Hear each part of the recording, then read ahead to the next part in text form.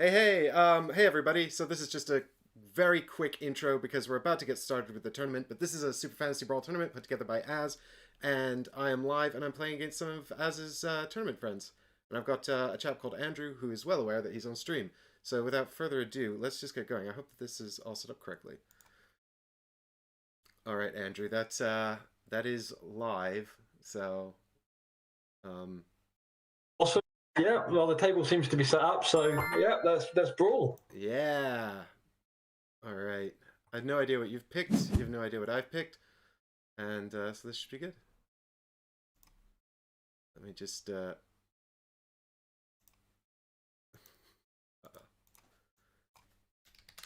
but Az has got a record of all of our chosen champions, doesn't he? He does. He does. We've submitted So I've those. got to make I'm just sure. loading. I'm still on the box up. Oh, that's fine. I've selected my first one, so it's with you. But fortunately, I've got some stream issues over here. I'm just trying to resolve real quick. Okay. Still haven't got in. What is going on today? Hey to everyone in chat. Sorry if I'm a little bit quiet today. Got to focus on this game, or else this will be a very embarrassing. Well, I suspect this is going to be an embarrassing live stream, but I'm just hoping maybe the pressure of real time will throw Andrew off his game more than it throws me off. Yeah, possibly. If I can even get in. I don't know why we're having so many problems today.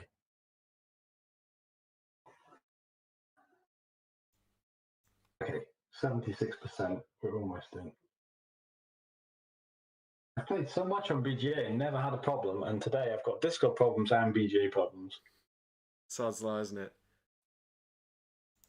For some reason, I've got no output of the window here, so I'm sure this will be a very Okay, I'm in now, so I am going to start drafting. There we go. awesome, nice. Okay.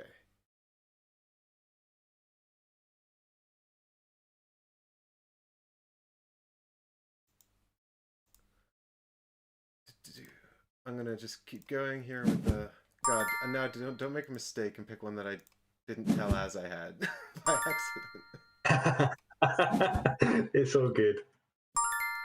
All right. It's just for fun, right? Yeah, exactly. There's nothing on the line except, well, actually, for me, there's very little on the line because your ELO rating's a lot higher than mine anyway. I played when it's first released all 24 champions and kind of grinded up the ladder a little bit, but I haven't played for a number of weeks now, so probably a bit rusty.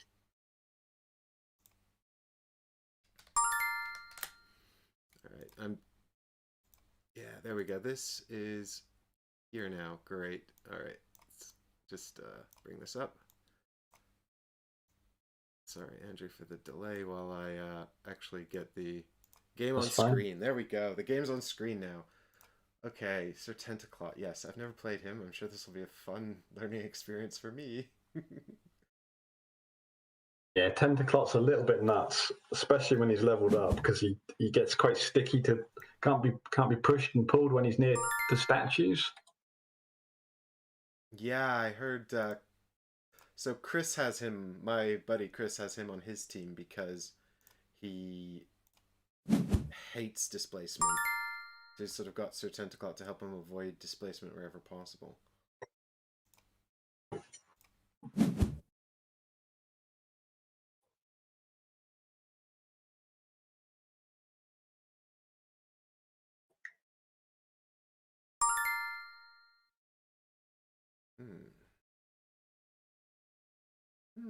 Interesting.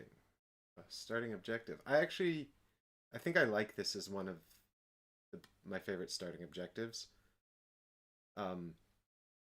It's a slower start to the game, definitely. It's quite a hard objective to score quickly. Yeah, I mean, I think the thing is, I've probably only played about a handful of games of SFB. I really like it, but I haven't had much chance to play it. I'm actually including games with the prototype at like UKG 2018 or something. So, Wow. or maybe it was at the last UKG, maybe 2019. That feels like 2 years ago. But yeah, sometimes I've run into some pretty swingy games where the objectives can be scored really quickly off the bat. So I always like to see the objectives that are harder to score coming out first. You know. Yeah, no, absolutely makes sense. But they've obviously changed it a little bit since the first round and second round of SFB, because previously you had 2 challenges coming out at the start. Yeah, exactly. So it's good that they've gotten rid of that, I think.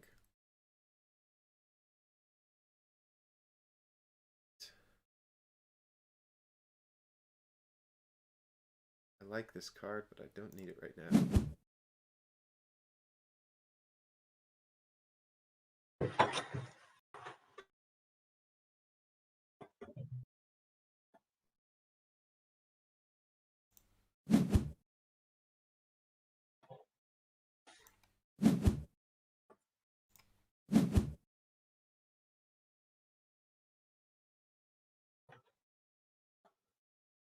Hmm.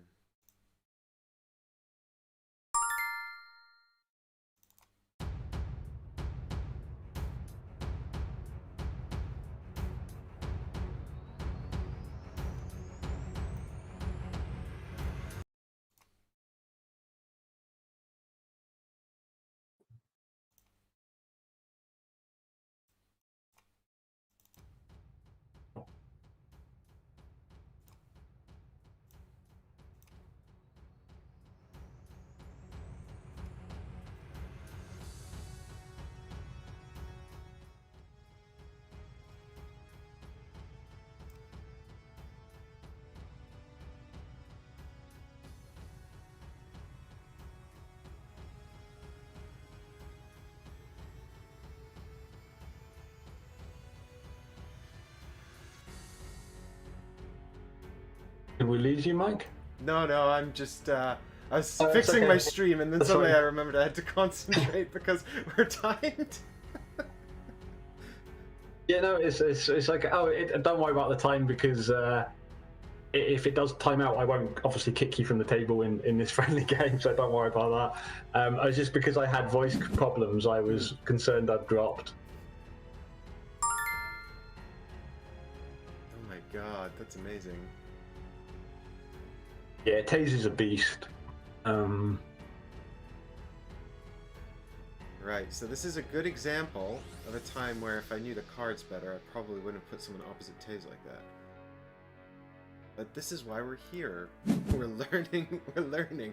You don't learn how to play better without playing. This is my pro tip of the evening.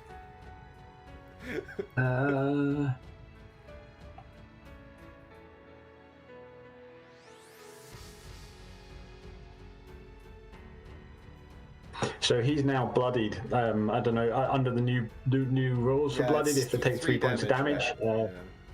Yeah. Clearly, this is important. Oh my god. Yeah. This is brutal.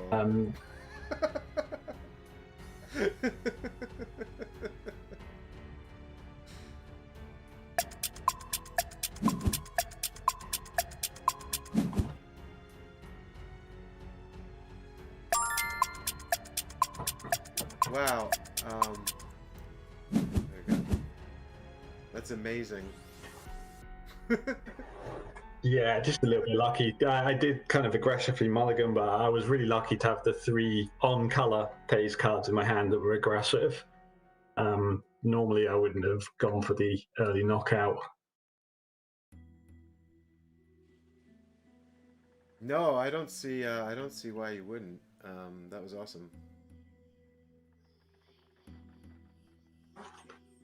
Right. Well, that's sort of scuppered my plans. Let's see if there's something else I can do here to I don't know, somewhat compensate for what just happened. But the good thing is that that cat can come straight back out onto the board with full health. So that's one thing I like about this game, is that you can, even if your champions get knocked out, they can come back in and still be up to speed really quickly.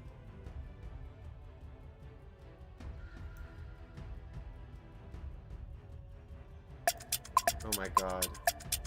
Oh my. Oh, wait. No, the timer's reset. That little TikTok is like stressing me out, man. Yeah, don't worry about the time because all it does is it gives me the option to boot you from the table, and obviously I'm not going to do that. So, if you go into negative time, don't worry. No, but you don't understand, Andrew. If I start taking extra time over what I'm allotted, then I won't have an excuse for my crushing defeat. Oh, okay. No, you're doing fine. All right, let's I don't know, stop moving there, and then I guess I'll whack you for 3 damage. Fair enough.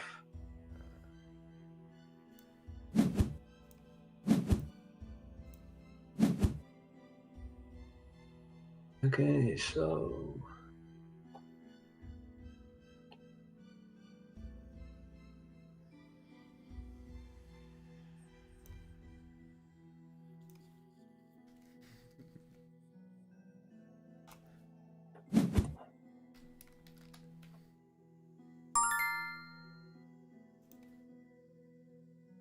Oh my god, I keep going to check in with my chat. I'm like, I can't take my eyes off. What the hell's happening? Oh god, it's such a thinky game. Okay, it really is. It's great. do not take one's eyes off the game. Do not give away any information about what may or may not be going on. I choose not to react, Andrew. Okay. Right. Now we need to kind of go over this way a little bit. 1, 2, 1, 2. Yeah, seems kind of boring, but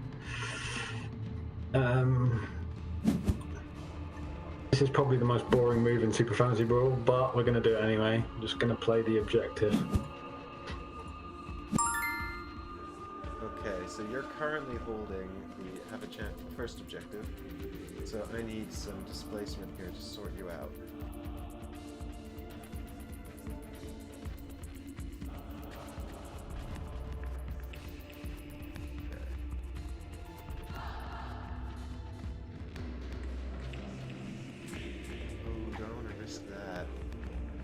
Probably shouldn't be taking any stupid risks on account of the fact that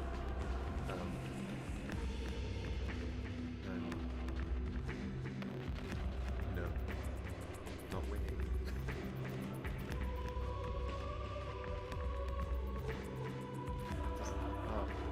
Who put these traps here, Andrew? It was you. Yeah, the traps are an interesting part of the game, aren't they? They're mightily inconvenient for me at this very moment. Again, the only thing I can really say is that I did, of course, put my heroes where they currently are, so this is my fault.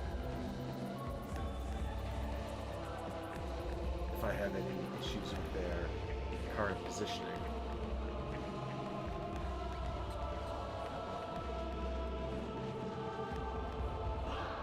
Don't worry, chat. We've still got 2.5 minutes. It's plenty of time. Are they giving you grief? I think we just got we got a few silent observers at the moment. I'm mostly just reassuring myself. I don't know. Let's see if we can. Let's see if we can try this.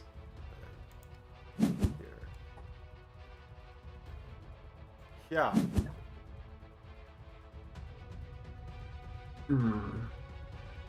So, unfortunately, I haven't played much Darren. I've never played Tay. Oh, no, I played Taze once, actually. I think I had Taze.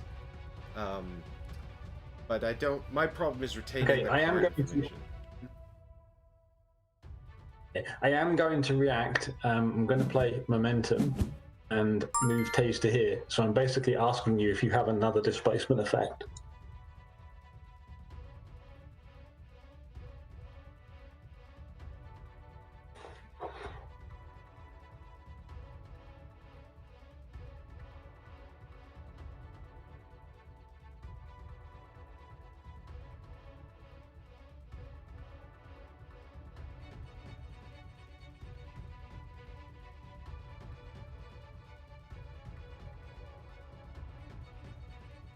I think I just made things worse for myself, Andrew. I kind of had Maybe a, you were potentially doing quite a lot of damage to Taze. yeah. Well, that was kind of, but yeah, I was kind of trying to do the damage rather than to displace you. All right, let's.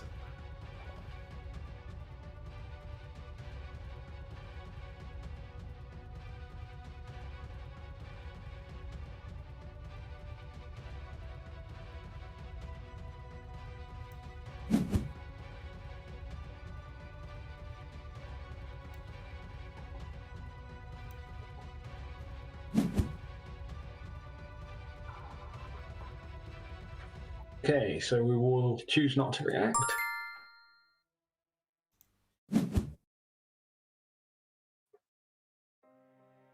Okay.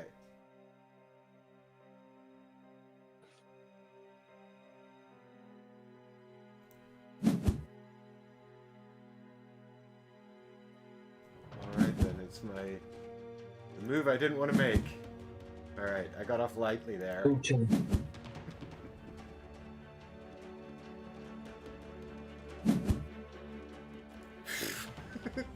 Okay, so you were able to successfully stop me taking, and now you're in some traps. Oh dear. Oh, you spotted that, did you? I was kind of hoping you wouldn't spot that I accidentally managed to achieve one of the other objectives. Alright, what's going on here? All 8 tentacles. Right, pull 2. Oh, double. So is this 2 separate attacks then?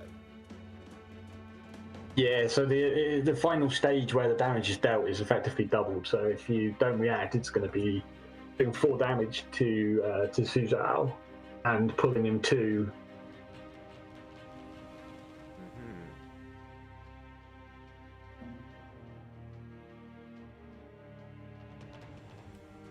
Well, I'm not a huge fan of that, but I don't know if there's much I can do about it, Andrew, so...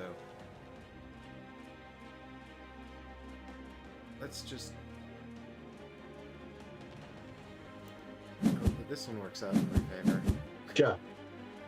Ouch. Yeah, that's brutal. That does a lot of damage to Sir Tentaclot there. Yeah, I wasn't sure if that was gonna... manage to get the takeover. Yeah, I just wasn't sure if you were going to take 2 or 4, so I'm pleased that you took 4 at least. No, you've done quite a lot of damage now. I've done the very tactical combat thing of spread my damage across all enemies instead of killing any one of them.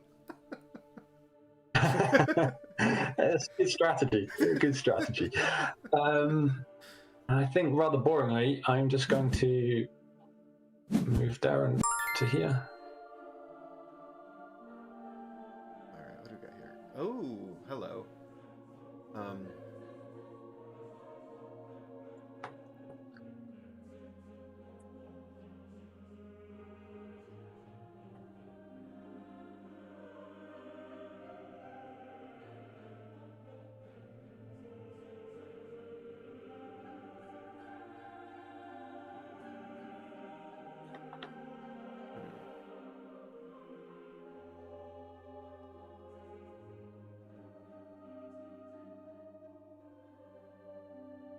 Oh, my guys are pretty beat up at the moment anyway.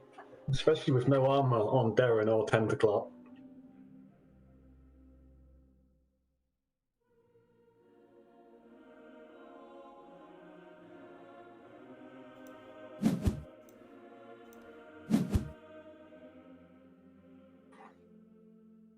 Yeah, I've got to start capitalizing on that though. I have a tendency to spread damage instead of taking out targets. Yeah, that it looks pretty good to me though. I noticed that Chris is in my chat. Chris, who's also in this tournament. So I'm wondering if he's already finished his game. I hope it went well, Chris. Okay,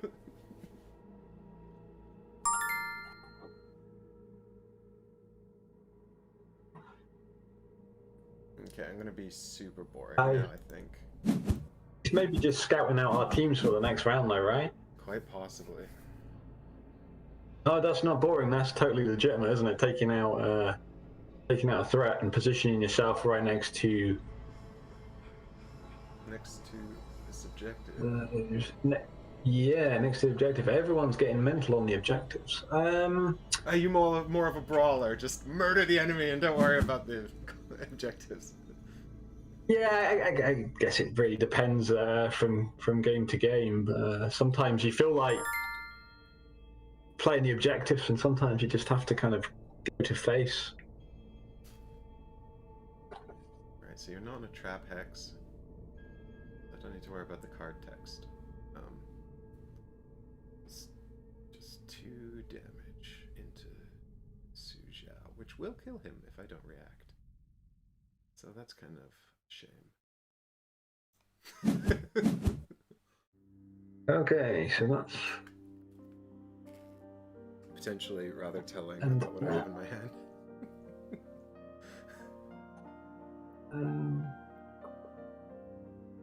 Yeah.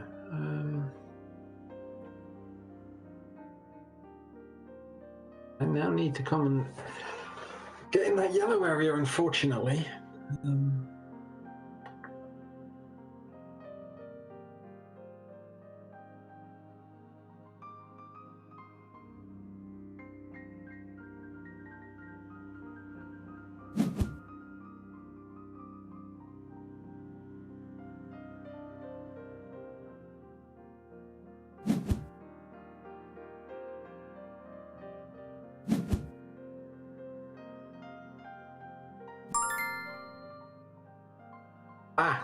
That was a misplay.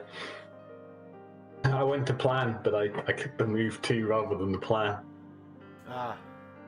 Well, these things happen. BGA. It's that timing pressure, man. Besides, if you're anything, absolutely. Anything like me, then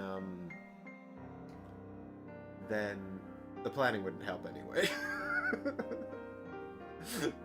I always wind up planning the wrong card. I'm like, I'll plan this blue one, and then the next hand is 5 blue cards, and I'm like, oh. Yeah, plan can be brutal on BGA because you just can't take it back anymore.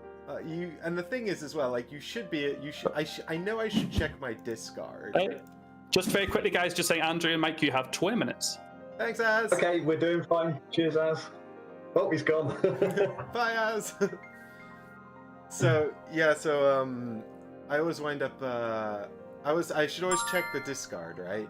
But I that's if you remember. It's useful just to see if there's any reactions that have been played. It kind of gives you some information. But yeah, I tend to forget as well.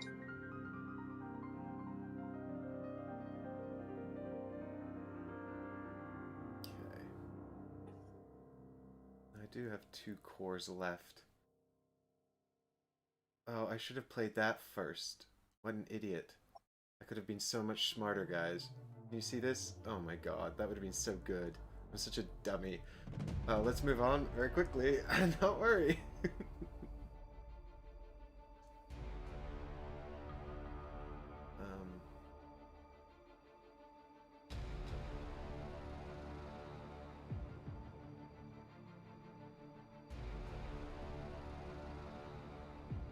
Well, I quite like that as a thing, so let's just do that and hope for the best.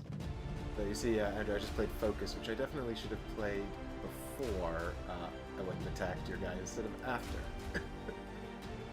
Yeah. It's easy done, like trying to keep track of everything. Here we go, this is my Oh, nasty. sneaky move here, because I couldn't line up any of the objectives. Yeah, that is nasty. I think that's probably going to take out... No, I am going to react and save the Tentaclot. Seems like a good, reasonable thing to do. I don't know. I'm not so sure about that. It's all getting a bit close, isn't it? Well, don't worry, you're still ahead. That's so good. We have yellow and red. God, I can't believe no one's scored an objective yet, though. This is nuts. I was like, yeah, don't worry, Az, we're okay. We're going to get there. It's all going to happen in like 2 turns, you'll see. Something's going to give, and then suddenly there'll be a whole bunch of objectives. They'll just go.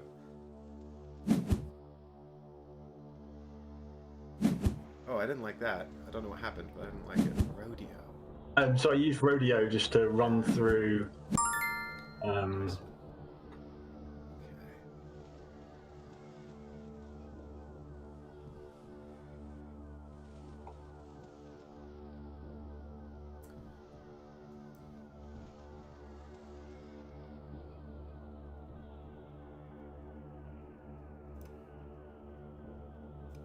Alright. Here we go, team, in lieu of a better plan. I think. Oh, this is also really good, though.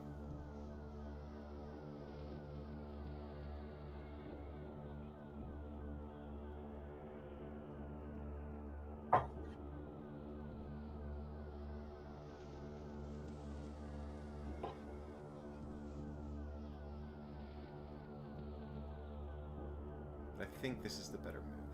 Let's find out.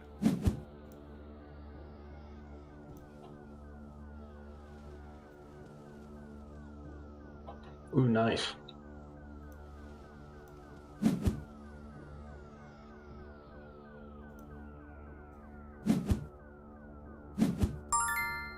Boom, 10 o'clock is out of here.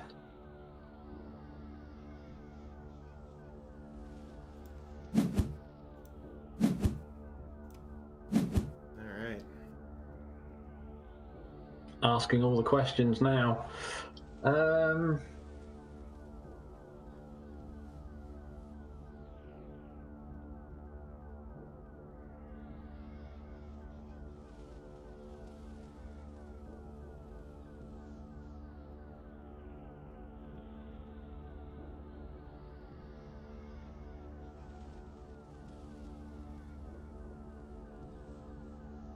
Now is the quiet thinky time. Yeah, definitely. I need to be disruptive here. I need to be disruptive. So we are going to.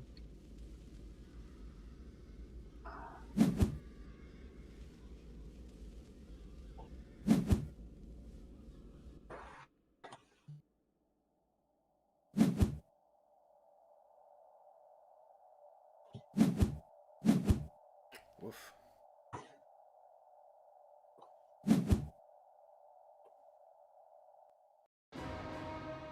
Andrew, would you remind me what poison is?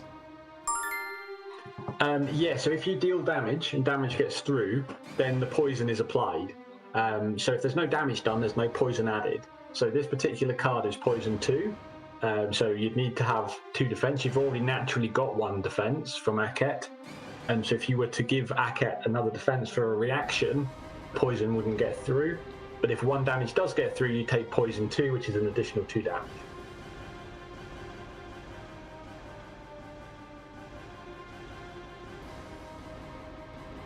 Right. Well, it turns out. Well, I'll tell you what. I'll fill you in on my thought process in just a minute while I figure out what I'm going to do here. So it's currently dealing 2 damage plus 2 if any gets through. So it's dealing 1. And -1 for your defense. So you take 3 damage if you don't react.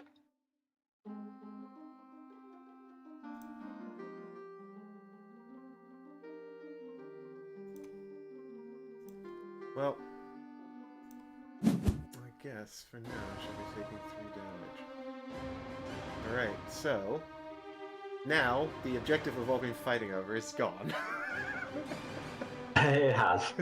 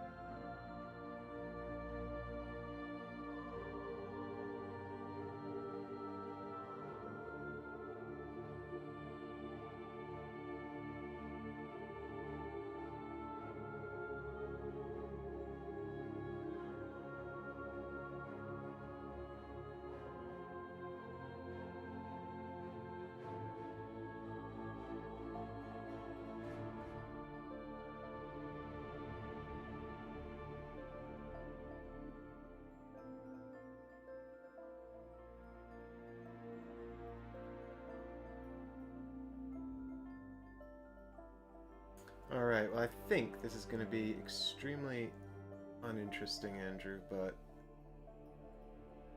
I also think it's probably my best play, so let's find out and see what happens. Okay, so we're swooping. Oh, picking someone up. Okay. Or not. Oh, okay. Going after the deployment area. I see, I see, I see.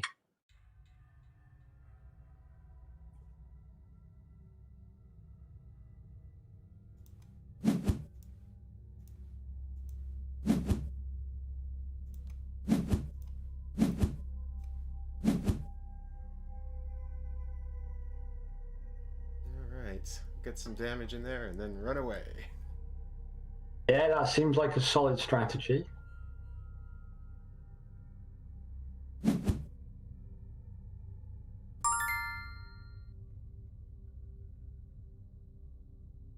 Ah, no, not this again. Well, Andrew. Yeah, it's pretty. Oucha, oucha, oucha, oucha, oucha.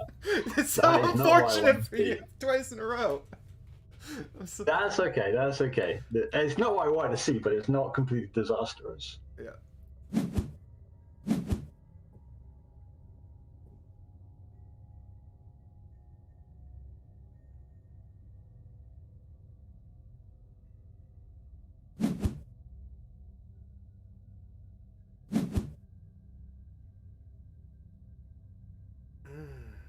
That's very nice control there.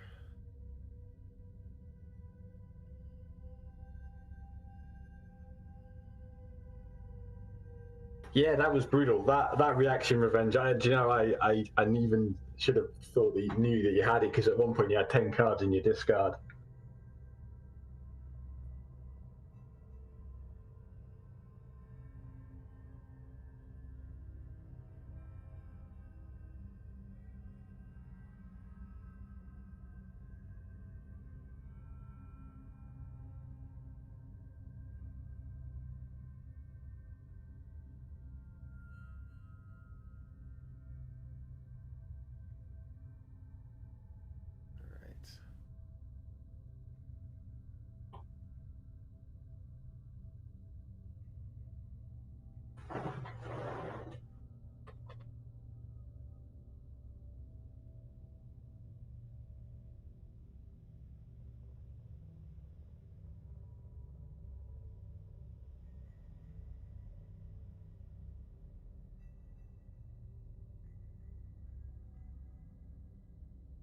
Hmm.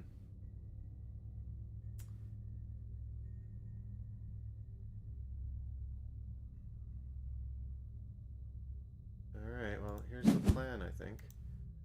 Okay.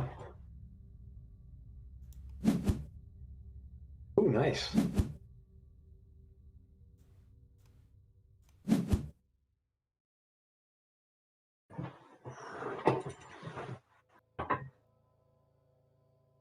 Poor Sir Tentaclot, for whatever reason, we're picking on him. Yeah, you really have been beating up Sir Tentaclar, haven't you? Okay, well, at least I can get feared. Somewhere vaguely useful, I guess. Yeah. It's because I've heard stories about him, Andrew. I've heard Sir Tentaclot is good, so let's just murder him over and over. He is good. He is good. He's done a pretty successful job of hurting him as well.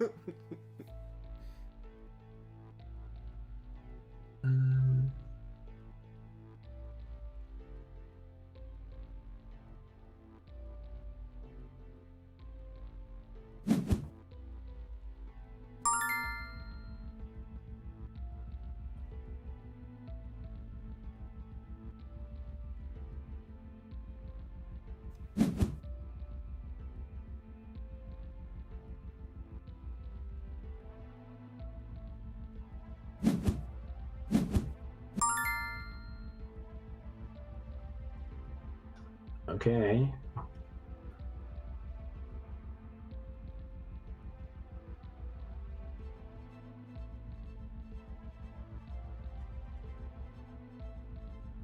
It's a pretty close game now after that initial tase dash. I agree. Pretty good at defending the objectives. It's all been brawl and knockdown.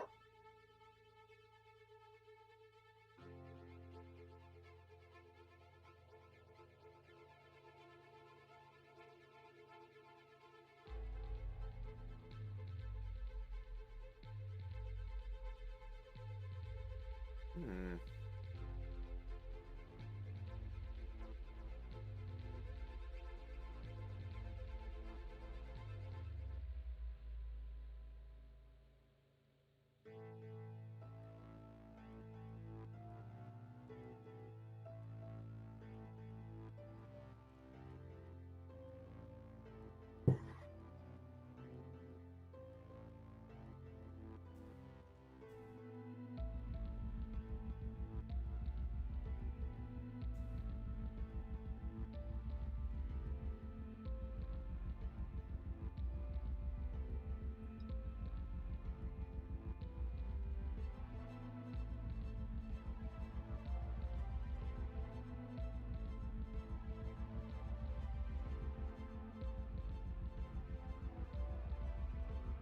Hey, Andrea, Mike, just very quickly, you have 4 minutes left. If time runs out, you'll finish the round that's being played and then play one more round. Okay, that seems fair. I'll let you know if you hit time. Understood. Thanks, Az.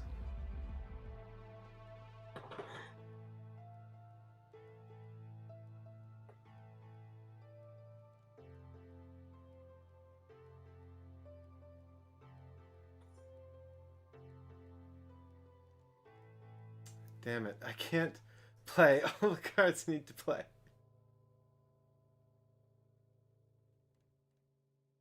In order to do what I want to do. So I guess let's go for this and see what happens, I suppose.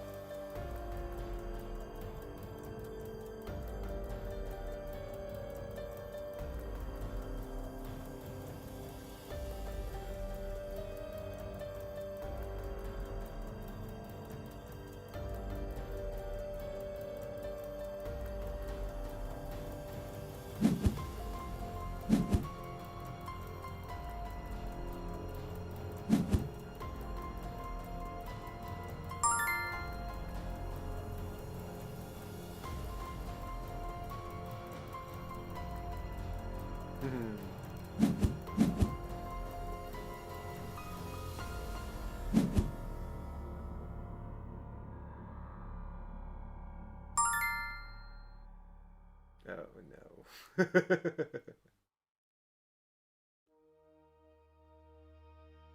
I messed that up as well. Oh dear. Is that a BGA mistake? No, that was just me. I misclicked the button. I stopped dashing, but I should have used his leveled up ability, where I could turn those dashes into dinks against Stackette. Yeah, I thought that's what you were planning to do, actually. Yeah, no, I did. I just missed it up. I was trying to do, but didn't execute it. It's all good.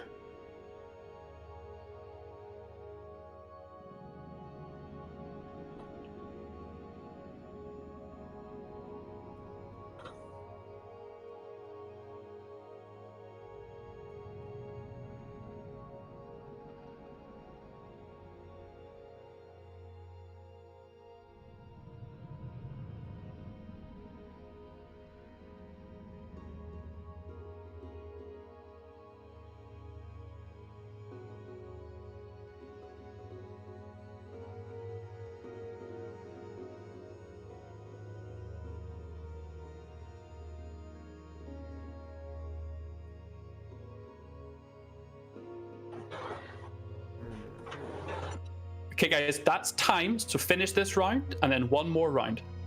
You're currently Okay, thanks, Az. You're currently on stream, just FYI. Oh, thanks, Az. Great. We're on 2 streams now, Andrew. No pressure. All the streams, as I said. All the streams. Okay, well that's actually kind of useless. Here I am planning this big move, and it turns out it's actually kind of useless.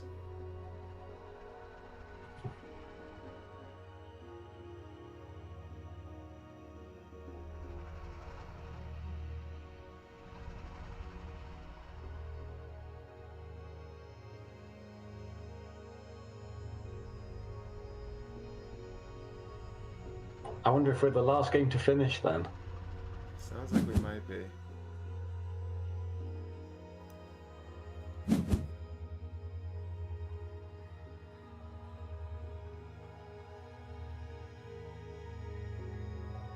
Clearly everyone else just got easy objectives.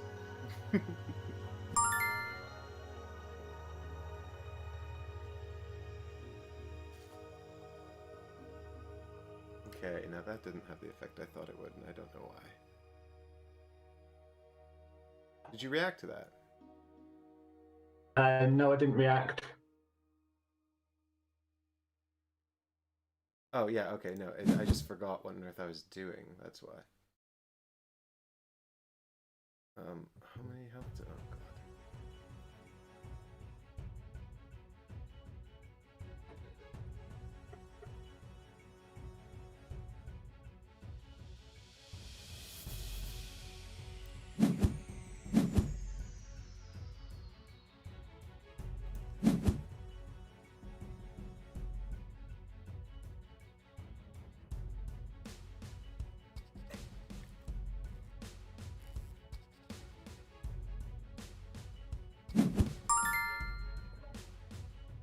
Okay.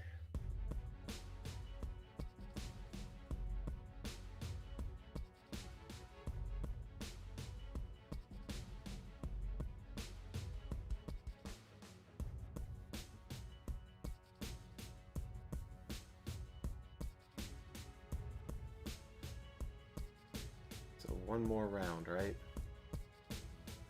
Yeah, one more round.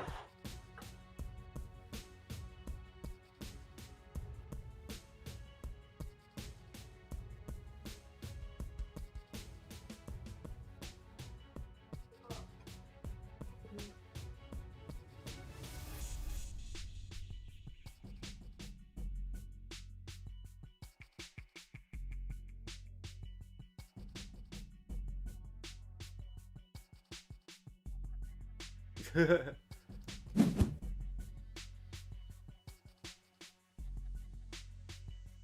that was a mistake. I shouldn't have done that.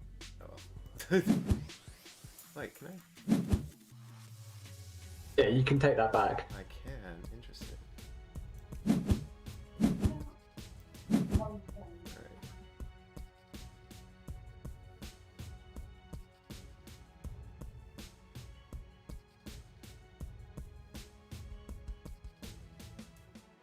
BGA giving me a nice little backseat there.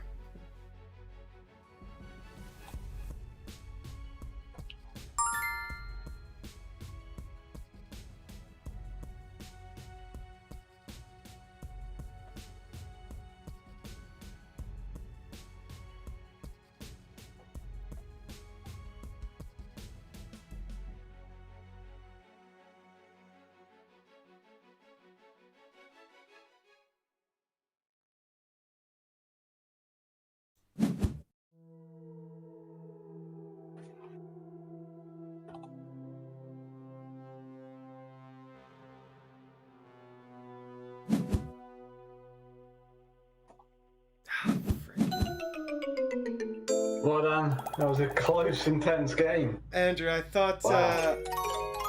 I could have, I definitely could have prevented Aket's death there, but I thought you had some special attack lined up with, because I had the objective that gives me armor 1, the reaction that gives me armor 1, fear 2, but I thought I'm only taking 1 damage from this attack, so I'll save it for Taze's inevitable attack, and then you had the direct damage card. Oh, that was a good game. That was great. It came down to the last play there. Nicely Yeah, done. it was really good objective plays in defence. We did well defending all the objectives. Really close. And we did manage to get in before Az timed us out completely. Hooray! Yeah, I thought. Nice chat. Yeah, absolutely. That was a lot of fun, Andrew. Thanks so much for playing. Yeah, sorry about the audio problems at the start. No Well- bother at all. Yeah, Guys, what a finish. it was a good game. We sort of defended the objectives all through the game, so a lot of the points were through takedowns. Incredible. Whenever we joined into the game, there was like injured champions everywhere, leveled up champions everywhere. It was mad. So yeah, jump into the main chat. We're going to get going into the next round quickly. Okie dokie. Okay, thank you.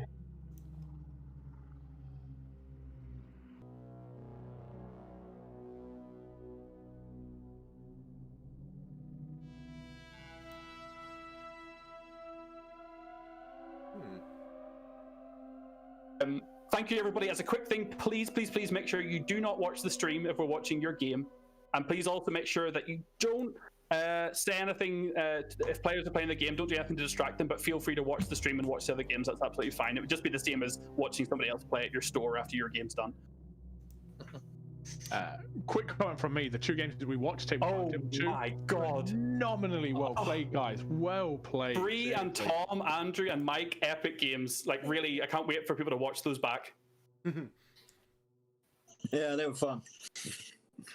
Okay, so the standings are up. So if anybody wants to grab a table, please feel free for the next pairings, but do not start your game. So do not start your game, please, until we have everyone together. So Bree and Paul are on table 1. Andrew Pinkerton and James are on table 2. Andrew Phillips and Chris are on table 3. Ash and Caleb, table 4. Martin and Tom, table 5. And Mike, unfortunately, you have the bye for this round. Womp womp.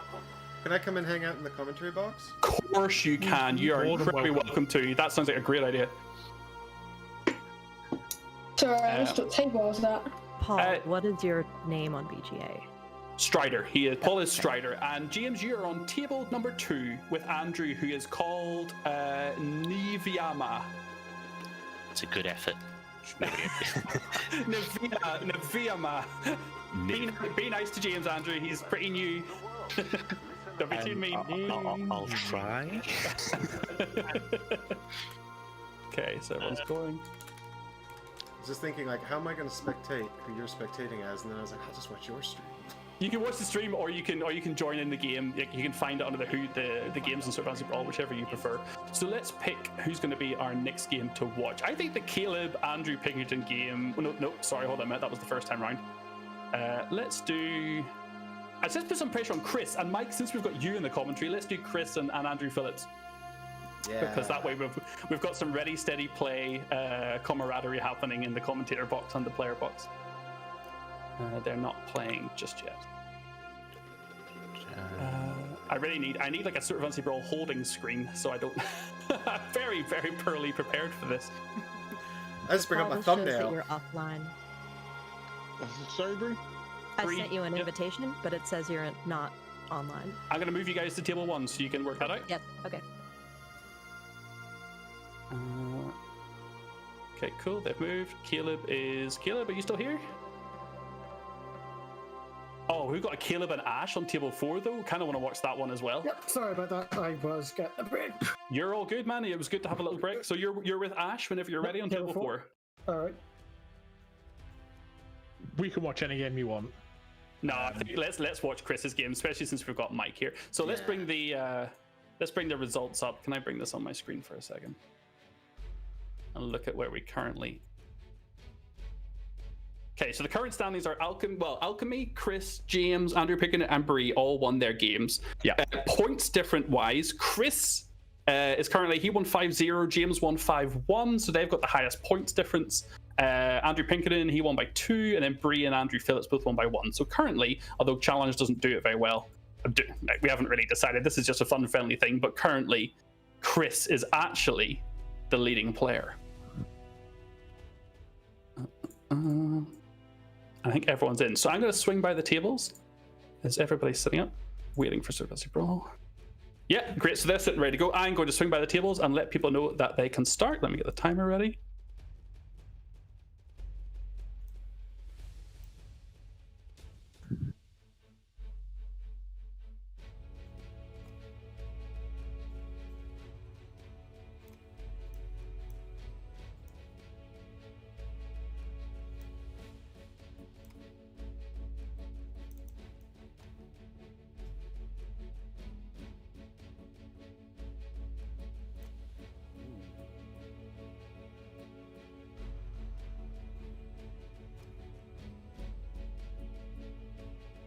I think we were really wrong on team makeups. Like, I was expecting continuous power teams, but I guess we can't see the ban. I can only assume that. Going to head down to the commentary table just so people have a room to hide in. Yep. Cool. Sorry about that. There we go. Everyone should be good to go. And our game is underway right now. So yeah, we definitely have a few teams, Stu, that are messing with our predictions of the different champions we're going to see. Yeah, absolutely. I'll be honest. Alchemist team, Chris's team, I didn't predict any of those. Alistair I did. Tentacott I did. Khalees, Lorelei, Nevermore, Taze, didn't see him standing up. Yeah. Okay. Yeah, Andrew pulled off this crazy Taze combo at the beginning of our game that I just wasn't aware was a thing. He KO'd someone round 1. Did he charge? Did he charge across the field for massive Yeah, damage? I mean, it's my own damn fault for putting someone opposite him, but you know, I don't know the cards that well. Taze is absolutely another Suzhou in that you don't want to be standing in front of it at the start of the round. Two identical teams. No, not identical teams. Sorry, Jacques and Darren, Aket and Tias are the differences here. So Corvash banned. Do we see a Corvash ban in return? So whenever I played Chris, I banned Jax because Chris practiced more with Jax. Like, he's really good at Jax. Chris is playing Aket Jack combo, which I adore. I adore Corvash. I almost feel like Corvash is here as the trap. Playing Corvash means that he's getting banned, which is going to make sure you get Jack and Aket onto the table at the same time. I don't want to which is Chris, a phenomenal that's basically combo. what Corvash is there for. We knew that would Yeah. happen. Oh, for sure. When Chris and I were practicing, I kept banning Jax, and he's like, "Why are you doing that?" And I'm like, "Well, because I know." Yeah. So for anyone that doesn't know what we're talking about, Aket has an ability that's called Inner Fire, which lets you return a red card from your discard pile to your hand, is the important part of it. And Jack has a red card ability called Coup de Grace, which has 2 movement, a 2 pre-attack dash, 2 strength attack, plus 1 strength for every red card in your discard pile. So if you get it late into your deck, or you use Aket to bring it back into your hand late in the game, I've seen Coup de Grace hit for 5-6 easy. Yep, absolutely. It did in testing, it's done in real life. Jax is a really strong combination with Aket. When talking about team makeup with Ash beforehand, he was at the exact same thing, not so much towards Jax, but he's like, I take Corvash to eat the ban so I can get my team on, right? I'm like, Yeah. Of course you do. You absolutely do. Which is again a bit disappointing. We talked a lot because this is meant to be a friendly first time thing with a lot of kind of newer players, and we talked about potentially having Corvash be a banned champion from the event, a restricted champion, but we decided to leave him in. There wasn't a massive consensus against it, and I think we're seeing what people who have played the game quite a bit were expecting. They took it, and if they get it, they're happy, and if they don't, they've just protected their next favorite through. Mm-hmm. Yeah, for sure. So there's what you mentioned earlier. There is the turn 1 2 or more champions adjacent to a statue for Esme, which means turn 1 on Alchemy's side. Blue is not the ideal one. It's a little bit of a further distance for him to go. Mm-hmm. With Darren and Tias, they should be able to make it across there easly enough. To Tentacott, Tenskott's a little slower than the two of them. And you don't really want to be using O'Reilly for that. For that purpose, no. Yeah. Hit and run with Darren can easily move 2-2, get into that zone. Yeah. That is a big clump to go against who's out on the opposite side of the table. That is brave. Yeah, but Chris is going second, so Alchemy will get to move before. They're still clumping. Like, you've got to really kind of break your team up. Because we all fear Flash of Jade. Flash of Jade is a phenomenally good card. Even if Even after the bloody two of them change. together. The blooded change has weakened it for sure, unless your name's Lorelei, in which case it's terrifying. It's awful. It's so awful. Where is the Lorelei level up that says cannot be bloodied? Like, or cannot like Lorelei, man. Lose 3/4 of your health to 1 card. Please no. No, you have to say it has to be a rhyme. What would please no in a rhyme be? It does need to be a rhyme. You're absolutely right. I think people that don't make it rhyme have just not got it correct. Oh my god, it's happening again. It's There's happening, Mike, it's happening. Charge straight across the battlefield. doing it Jack has been again. positioned.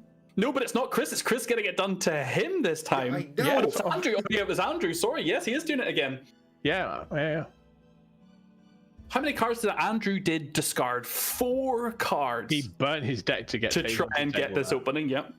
Will he have the other tased follow-up? So what you're looking for after charge? You're looking for finishing blow. Yeah. Finishing blow being brutal for a potential 2-card KO, strength 3, and if the target's bloody, they ignore defense, which Jax will be bloodied. If this goes through. Yeah. There is only haste where Jax used to be. He's got it. He's got the reaction that will stop him being bloodied, though, which is key. And he discards 2 blues. And discards the cards. Yeah, I was going to say he wants to discard the hand out there to deal no damage. Deflected that whole attack. That was good. Good choice. Good. So Tiaz has spent 1 yellow core and flown across the battlefield and essentially cost Chris 3 cards, leaving Chris only 2 cards in his hand. Yeah. But he's probably just saved Jack's life. Yeah. Absolutely. So Because I guess expect to see. find out next turn whether that was worth it, right? Yeah, I mean, if Chris does have a yellow and a blue card in hand, even after doing all of that, then it's definitely worth it. If he could have a very... The follow-up was going to be a heavy shot. There's the 3 damage. So yeah, absolutely saved Jack's life there. He would have been out of action without a shadow of doubt. Wow! What amazing opening play though from Alchemy. Completely ignoring the objective, and he's gone for just pure aggression, He did which the is same not a thing terrible to shell. me. I think I actually threw him off balance by playing more for the objectives, which is what I'm used to. He's definitely more of a brawler. No, but and you're a bit like me, Mike. I prefer to play objective and tactical play, but since they changed the game so it's only 1 challenge shown at the start, and since we've got quite a few really hard-hitting champions, especially with the bloody rule change, it's harder than ever to go for the strategic play. The brawl has really been pushed into Super Fantasy Brawl, and I'm not sure how I feel about that yet. I think it's still going to take some time to kind of level the field out. I certainly think there's a few champions that were designed and developed with the idea of 2 challenges, and that always conscious thought to keep the broad arena in mind, that now with the change are going to see their power level decrease quite significantly. Yep. I do love, by the way, the observation with the fact that Darren was able to find that open trap shot, didn't even have prowl. Andrew saw that trap position was open to get the heavy shot played was wonderful. Like, I really have to respect that. So it's just a standard move. Good jump here. Straight behind Taze for the damage, or further into the zone? Yeah, it's going after the points. So there you go. Here's the counter play. So Chris going with the strategic challenge play. Yeah, Chris, I think that's sort of our style in the limited number of games we've played. I mean, more than 50% of my games with this have been against Chris, I think. I've still played, I think, less than 10 games total, so... Oh, wow. Well, you played very well, the little bit that we got in the game. Great. There's the great rodeo for 2, and he's gone. Oh, my goodness. Him out. Look at me in this rodeo, man. What? Key card. Continues to ignore the objectives and just murders. You gotta respect it. At this point, he's going to have to go and control the creation area, right? You cannot. No, he's going for... Yeah, he's got it. Yeah, he absolutely has to. That was a gift of a challenge to come up for him. Gives up the points here, which I think was probably the right move. Yeah, I think so. Give it up while it's worth 1. Yeah. It's what we talked about before. You've got to make those decisions, whether it's a case of give up the points so you can make sure you don't put you in a position where 2 points go across. Because giving up a point and giving up 2 points, there is such a massive difference between those numbers in a 5-point game. So now we're all healthy. Everyone's back to full health, but Tails is leveled up and Alchemy is in a position where he controls the next challenge for 1 point. So really, slightly more even than it looked a minute ago, but Alchemy has a stranglehold on it. I think it would be really hard to get Taze and Darren off of that zone. I don't think I even try. No, Chris in a really awkward Jack position has no displacement, right? He can't see. No, he doesn't. No, he has a couple of good damage-dealing dashes that he can use to get through and get into position, but getting him off that plate, I don't think it's going to happen. Take Flight and Wing Storm are both in the bin as well. That's the only thing I could think of would be Take Flight, and Aket is completely out of position for that. What were you saying, Mike? Oh, I was just gonna say, you know, I don't know Jack's cards well enough, but you'd need Jax to essentially go in there, murder, like one-shot someone, and then that's how he'd contest it, right? Well, let's talk about that. That's a great. So we'll talk about two things first of all. First of all, there are 2 red cards in the bin, and they are not coup de grace. So coup de grace is live and active and is an effective 4 strength attack right now, and can see Jack moving 2 on and then dashing 2, so easily can get himself to position to attack either Darren or Tiaz. Darren on 7 health is the likely target. Tiaz will level up, which is likely to be the better one. Is it impossible? No, I actually think like if you had Su Zhao's focus into coup de grace right now, you could see a Darren go down this turn. And then they'd be tied for control, but yeah, I mean that would be a sick play. And so Jacques, if you're not too familiar with him, has a real game-changingly strong level up, which is at the start of your activation, you may ready a core. So he comes with 2 reactions. I mean, you're playing with 4 reactions at any one time, and if you use one of them, have them leveled up, you get it back. It's like playing a free card, which is massive. The weird thing about this team that Chris has is that, again, you've got 2 champions with Su Zhao and Aket, who both have reactions that don't give defense and are quite situational. And you have Jacques, who has 2 reactions also on red-blue. So you've got no yellow reaction out of 4. I mean, the other thing he's got not going for him in that regard, Su Zhao, while still being a incredible champion, doesn't care. Alchemy does not care if Su Zhao levels up. Yeah.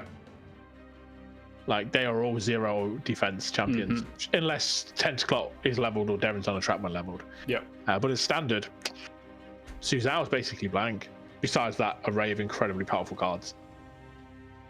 So Chris has actually spent 3 minutes on his turn and has not taken an action yet. It's hard because Chris doesn't know the next challenge because of the positioning.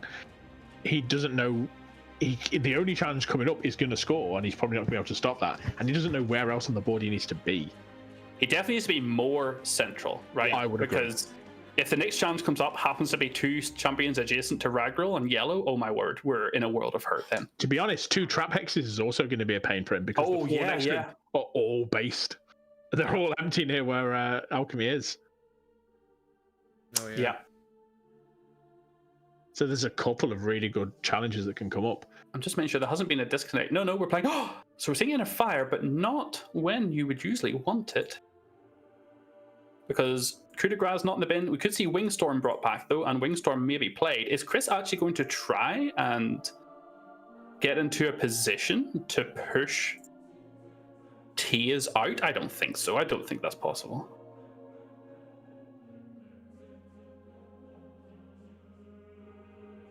I mean, he'd be needing to use Death from Above to get the swoop over the positioning, and then Wingstorm him out of the zone. It could be done, but I don't know if you could get yourself into 1, 2, 3. Oh no, you could move into the zone that's open. With Death from Above. So he'd move 3. He'd move 3. And let me just check Wingstorm. Only one. No, he's not got enough movement to contest it. Yeah, he could get Tiaz 1, 2, out, but 3. wouldn't be able to contest it. Correct. Yeah. Yeah. Well, Chris is taking a really long time here this turn. Call a judge running down the clock. You hate to see it. You hate to see it. Right. Okay, so he switched across, and did he just play a core to do the? No, he didn't. He just moved twice, then dash 3, dealt 1 damage to Tiaz. Yeah, he has the option to discard his core now and do that dash again.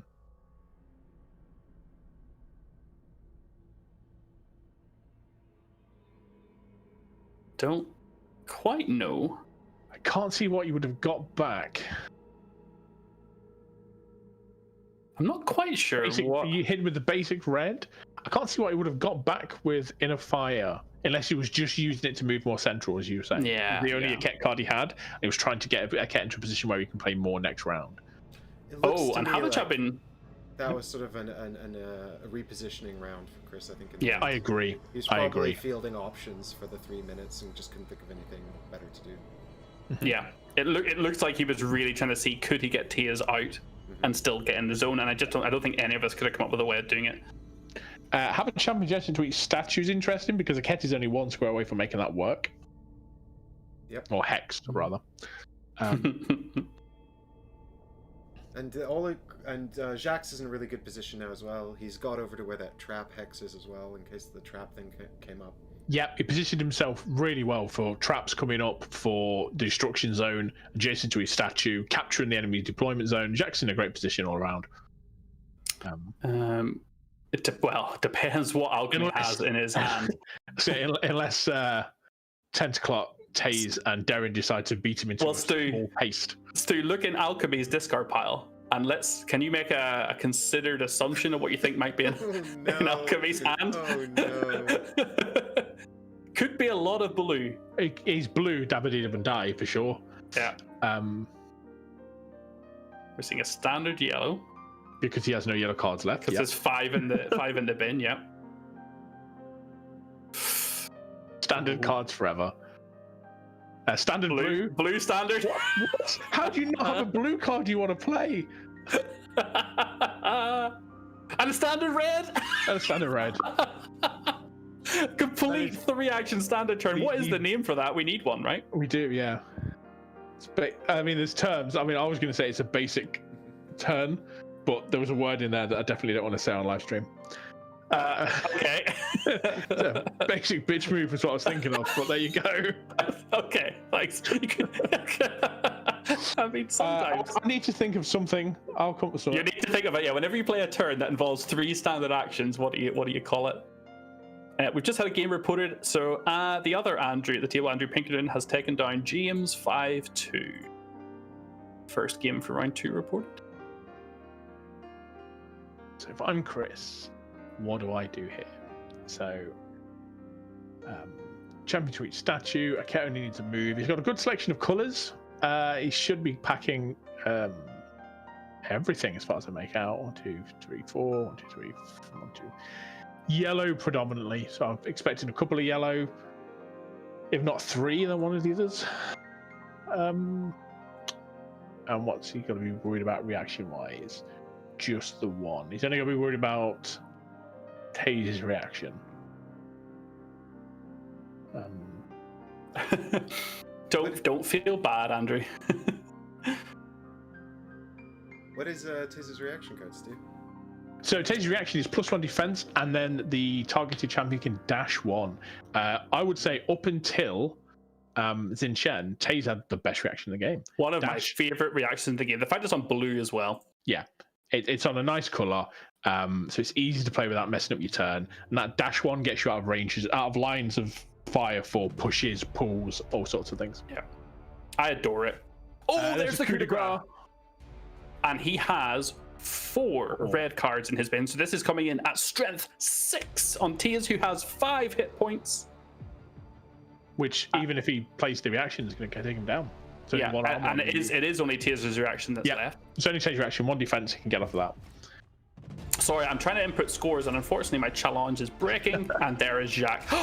And now we see Jacques level up. An extra health and that crucial ability.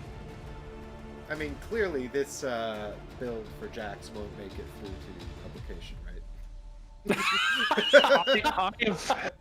to draw the curtain back a teeny bit, at one point, Sulka had a very similar reaction in that any blue cards she played planned 1. And it was too good. So she got changed so that her blue cards gained plan 1, draw 1, plan 1. I personally would like to see Jacques suffer a similar fate in that he, you don't spend cores to play his reactions. Because then it's not a free core for everyone. It's not constantly giving that free core every single turn. But it would mean that his reactions, it keeps the flavor of what he's trying to do, of being able to react to what's happening. Yeah. That coup de grace, I don't know. I think it's perfectly fine. But then I've always... No, you don't. Coup de grace needs to start at 1 strength and have no movement. I mean, when you look at the rest of Jack's cards, he actually only has one other attack. It's true, and to be honest, I never really like it that much. It's a hard one to place. It is, and it's intentional. Coup de grace was supposed to be a finishing move. It is intended to be to take out champions as a finishing champion. I think coup de grace should absolutely keep the movement, but I do agree that it should go down to 1 strength. I wouldn't want to see the movement go because that would only give him 3 cards to get back on the table, and he's supposed to be agile and fast. Yeah, I don't know. We'll move 1, dash 1, then maybe. I don't know. Maybe. Maybe move 1, dash 1. The move of 4 is so strong, super strong. So instantly, Sir Tindaclot is saying, "Do you know what? I want you." And we're going to get to see if Jack is still alive, that blue core come back. That was just ate a revenge though, right there. Yep. Great play from the revenge, and it was the only reaction that Chris had available, and he absolutely guaranteed that he had it. Oh, Spring the Trap could be the end of Jack. And by could be, I mean will be. Yeah, it's damage 4 has stood on there as well for the extra kicker. There he goes. Great reaction from Chris. That was Alchemy. Yeah, Alchemy taking him back out as quick as possible, which you absolutely have to do. Jax right now sits in the same bracket as Lorelei, as champions that if you see them level up, you level them down. You absolutely prioritize taking them out of the game.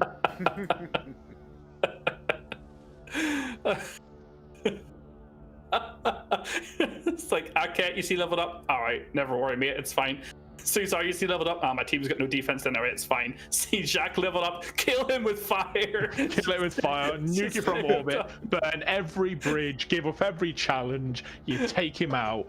You leave him in a pile of his own spit along next to Lorelei.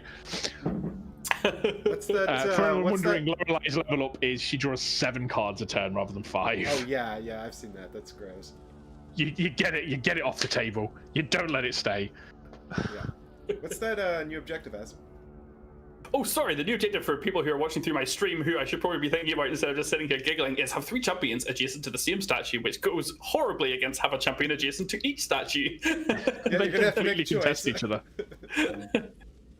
Have 3 champions adjacent to have a champion adjacent to each statue. I think might be the hardest one to score. I think it's even worse than control the enemy deployment. Mm-hmm. I mean, technically, you can actually be adjacent to each statue and 1 movement away. 2 instances of 1 movement away from the other objective as well. A coup de grace and Darren just bounces because Darren's leveled. Interesting.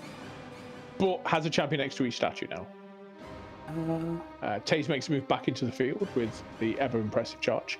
Charges straight into Jack. Oh, Jack! Hey, buddy! Oh boy. Full charge distance as well, so this is strength 4 against defense 1.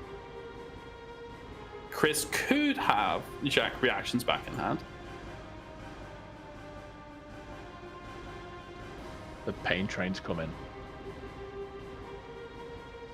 Yeah, I used to play. I played Taze in like 1 game, and I thought a lot of his dashing it seemed potentially really good, but I just couldn't leverage it at all. I was bad at setting it up, perhaps.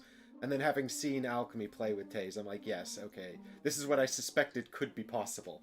Taze is Alchemy's favorite champion. After watching them all play through the UK league, and I kind of got a good feel for some of the champs of who likes who, and Taze is Alchemy's favorite. Taze absolutely is right in his wheelhouse.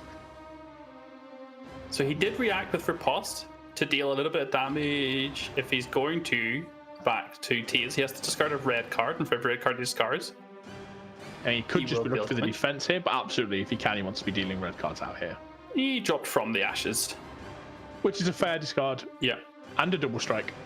Oh, for 2 damage. Oh, interesting. That is interesting. You don't feel like you can make more use out of the double strike? I guess, to be fair, Suzanne was really out of position. Well, to be fair, I mean, the main thing here is if he does keep, if he keeps Jack alive, there's 2 points right here on the table. Mm-hmm. For sure. Hey, Dustin, currently it's Chris, our Chris, RSP Chris, playing against a chap called Alchemy, who I played in the first round. Oh, really? Well, oh, really?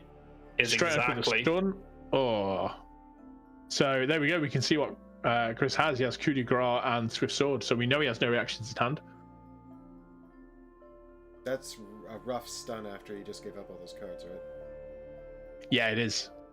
But yeah, I mean, well, it's not an issue because the stun was onto Aket and there was no Aket cards in hand, thankfully, so he actually got away with it a little bit lucky. And now Chris is sitting with a coup de grace with 3 reds in hand. He's threatening another 5 strength attack onto Tia's again. Ooh.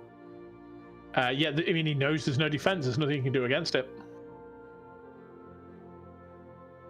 This is potentially 4 damage? 3, the defense on Aket's going to... Oh, sorry, missed the Aket, yeah. I thought it was Suzar being hit, but it wasn't. Very nice play there from Andrew to save the challenge. Up to 3-2. Andrew set himself up to weaken a number of champions. And I've seen Andrew do this before. He tried to take out hit points on multiple champions at once so that you can kind of go for a good turn where it's like bam, bam, and done. Whilst also threatening so that at any point a challenge slips by, that 1-point challenge leaves them in the position for the finish. And having champions on 1 or 2 hit points makes you feel so vulnerable about moving them into positions to control areas, and it means you're never certain. You never feel like anything is secure. You're always on your back foot. 5 Pace is down damage. to 2 hit points remaining after the coup de grace. And it's going to be move 1. Knew it was coming. Move 1, heal 1 probably here. Aket moves 1 across and heals possibly. Chris is blue, by the way, guys, just in case it wasn't clear, but I'm sure you've pieced together by now that Chris has got... He's Hayabusa Halo, and he's got Jax. There we are. Well, how much of an East deployment area is one that I get caught by now and again. You get caught by it's it, so easy to score. You out of, it's easy to score, but it puts 2 champions completely opposite each other, leaves them unsupporting. And there's the move on here, one that we thought was coming. New challenges come up is 2 champions adjacent to regular statue. Ooh, that's big for Andrew. One coming up, yeah. Yeah, Andrew's currently... he wasn't already focused. Yeah, it's really close points, 3-2. If he wasn't thinking about taking Jax out, he should be now. Taking Jax out here and leaving himself a position to move Darren into that zone could be incredible. The other thing now that Chris needs to be worried about is any kinds of attack he makes with Jax in that position could trigger the Darren reaction to put Darren into the zone on his own turn. Let's see, that is in the bin. Thank God. So that's but a great observation from you to say before you even think about attacking someone, think about where Darren could be at the end of it. Yeah. So yeah. Tia's dash is still something though. If Jacques was to vacate this area, Hunter's Quarry into Spring the Trap maybe or Hit and Run. All 8 tentacles. Wait, where did it go on to? It went on to Aket. Yes, it did. Yes, it did. To make sure this next attack ignores. So this is very likely 4 damage plus 2 pull, which means it could be another 5th damage. It's +1. This is 6 damage +1 for 7. Hunter's Quarry gives the +1 attack damage as well. Oh, this is strength 3 doubled with a pull of 2, 7 damage on a 7 health Aket. And ignores defense. And he's already got 2 damage on him. Good night, Turkey. Oh no. And we saw last turn from the Ashes get binned. We did, unfortunately. Revenge is in the bin because Revenge would be... No, it wouldn't be good enough here. Because you'd be dead. Yeah, Revenge would do nothing. Oh, my... Chris has to take it here. Just has to take it, unfortunately. What a beautiful... Like, if you think about the visual of that in the arena, Darren diving away from her target right in front of her Jacques, turning around, shooting Aket in the back, only to have Sir Tentacle move away and then whip him with his tentacles. Like, I'm loving this. Like, that visually, that is wicked. Yeah. Especially with the pull, because you visualize Aket just being drawn into this giant chomping maw of Sir Tentacle. Yeah. Because what you have to remember is that token's actually really badly placed, because that's not Tentacle's head. That is an empty helmet. Where is Sir Tentacle's head? It's in his chest. It's an octopus.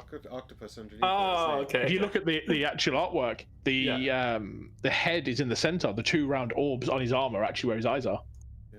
Wow. 3 damage. Aket out of there. We are on 4 points to 2, and Andrew has really played exceptionally to take this game very close.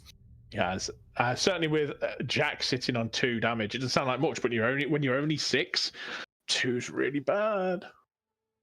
Thankfully, only a blue core left. I mean, there could be a bludgeon coming his way. Yeah. Which is probably the best card you could see. Prowl, I think I would love to see his Darien right now. I just realized that position and move some traps around. I don't know if Chris realized this, but Chris did react with parrying blow and discarded tech flight, but still got taken out. I'm not sure if Chris realized that he was absolutely going down there because he tried to boost the defense. I missed that. That's really unfortunate. So yeah, because Hunter's Quarry just ignores defense. yeah, he played red core and dropped a blue card. That's really rough. Yeah, he must be really hating that play. Hating on himself for that one. That's unfortunate. Yeah, because if had that gone through the way he wanted, that would have kept him alive. But yeah, there was nothing he could have done. I'm just going to nip into the chat and let people know that I have 15 minutes left. I'll be right back. Okay. So the Hunter's Quarry, that was what Darren played there to set up that attack? It is, yeah. So he moved Darren down to get the line, attacking it, hitting a cat from behind. Yeah, the next target this turn ignores defense and gains +1 damage. So it's very good for setting up those sort of double combo attack moves. It absolutely is. Darren has a lot of tools for taking people out. She's kind of that ranged assassin, very similar to Gwen. The difference is, I always think, and develop that way, is Gwen's, if you're new to the game, you should absolutely play Gwen because she'll teach you, after post attacks, teach you positioning, teach you how to protect yourself and move away from combat. Once you know all those things, Darren is the ranged attacker you want to be playing. And there it is. And that's it. So he wins. Go back. Let me go to the final situation here. So he wins with domination, have a champion adjacent to each statue, moving Darren onto the trap hex. Wow, I was thoroughly impressed. What was really unfortunate there for Chris is I imagine the discard to try and stop the points probably cost him the blue core, which he could have used for Wingman to try and get the movement. Yeah, he would have had tech flight in hand, which would have moved the champion, which would have let him. Yeah, that was a really unfortunate misplay there that cost him the game. It's really sad to see. But aside from that, that's what the game is. The game's going to happen. It's going to happen on the tabletop as well as the game. It wasn't a BGA error. It's the nature of the game. Sometimes things are going to get past you. A phenomenal game. Yeah, super good. I was very impressed by Chris's reaction to the initial aggression. Like he really did well to use Jacques and keep Jacques playing. It just felt like I think Suzar really didn't get a chance to do anything that game. Yeah, no, I agree. Suzar sat the sidelines. So let's let me return to the site. Let me see who's still playing. We've actually got 2 games left. We've got Tom and Martin or Bree and Paul. Mike, who do you want to go and see? Tom and Martin or Bree and Paul? Who am I more likely to be playing against next round? No. I can't tell because it'll probably be against whoever loses the game. Let's just jump into Tom's. No, wait, we watched Tom already. We watched Bree. Let's drop into Tom. I'll just let them know that they are being watched. They're still. Yeah, Chris, we were just commenting on that. Chris is in my live stream chat, just mentioning that he missed the Hunter's Quarry to Akhet. Yep. That was unfortunate for Chris. I feel for him there because hand discard was unfortunate. I jumped into that stream literally as they were mid-question about when lifesteal and revenge trigger. and I just thought I would give them a quick answer so there wouldn't be a mistake, and they're now underway again. Chris says if he hadn't ditched those cards to defend the undefendable attack, he could have used the red card, his red core, to prevent the win. But on balance, he reckons Andrew still had it. Yeah, I think he probably could have taken out Tiaz because Tiaz was only on like 2 health or something. Like Tiaz had been hit really hard by coup de grace previous turn, and he would have had tech flight, which means he could have displaced Darren potentially. So yeah, it's very unfortunate. And other Andrew in chat is saying it's not very clear when Hunter's Quarry is played. You're absolutely right. If you miss it, if you're not paying attention on BGA, it can just flip right by you. It's tough. Well, you heard it here first. Another Ready Steady Play pro tip: if you're playing Super Fantasy Brawl and you see Hunter's Quarry come up in the little log at the side of the screen or on the table in front of you, make sure you ask what it's being played on, because that person's about to take a big hit. Take a second to panic and then realize where it is. The thing that BGA does for anyone that is playing a BGA is you'll see it in the underneath the cards, underneath the champion cards. Whenever, here we go, we're going to see it right now. So whenever Suzai plays this, you see this little plus symbol. So now we know that Suzai and Akhet plus a +1 attack, and +1 movement. Lorelei doesn't have it because she's not in the arena when it was played.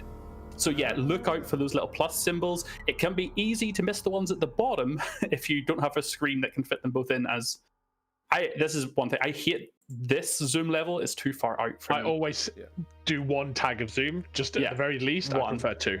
I like the one, just so I can now. It's easier for me to still see the challenges and sit on the board like that. That's it. That's that roll there. That's it right there. Yeah, I actually made that blunder earlier in my game against Andrew. I used focus on Suzhou to get someone back into the arena further, and they didn't get the focus. And I actually have only just now learned this valuable piece of information. It's because it didn't apply to them. So there you go. And here's another good tip, guys. If you want to get better at playing this game, tournaments is the best way to do it. Just a bunch of competitive games back to back. Don't worry about making mistakes, because that's how you learn and get better. But that is it. Yeah, if you have someone Hunter's Quarry you can damn well sure you're going to remember it next time. Like yeah. I've always said you get hit by Appetite for Destruction once. And then you remember where that card is for the rest of your game. I haven't played against a Kilgore in such a long time, man. He's in every team I take. Is he really? Man, I got him on my team, but I never ever managed to set up Appetite for Destruction. Because people have been hit by it before and they run. Well, that's probably it.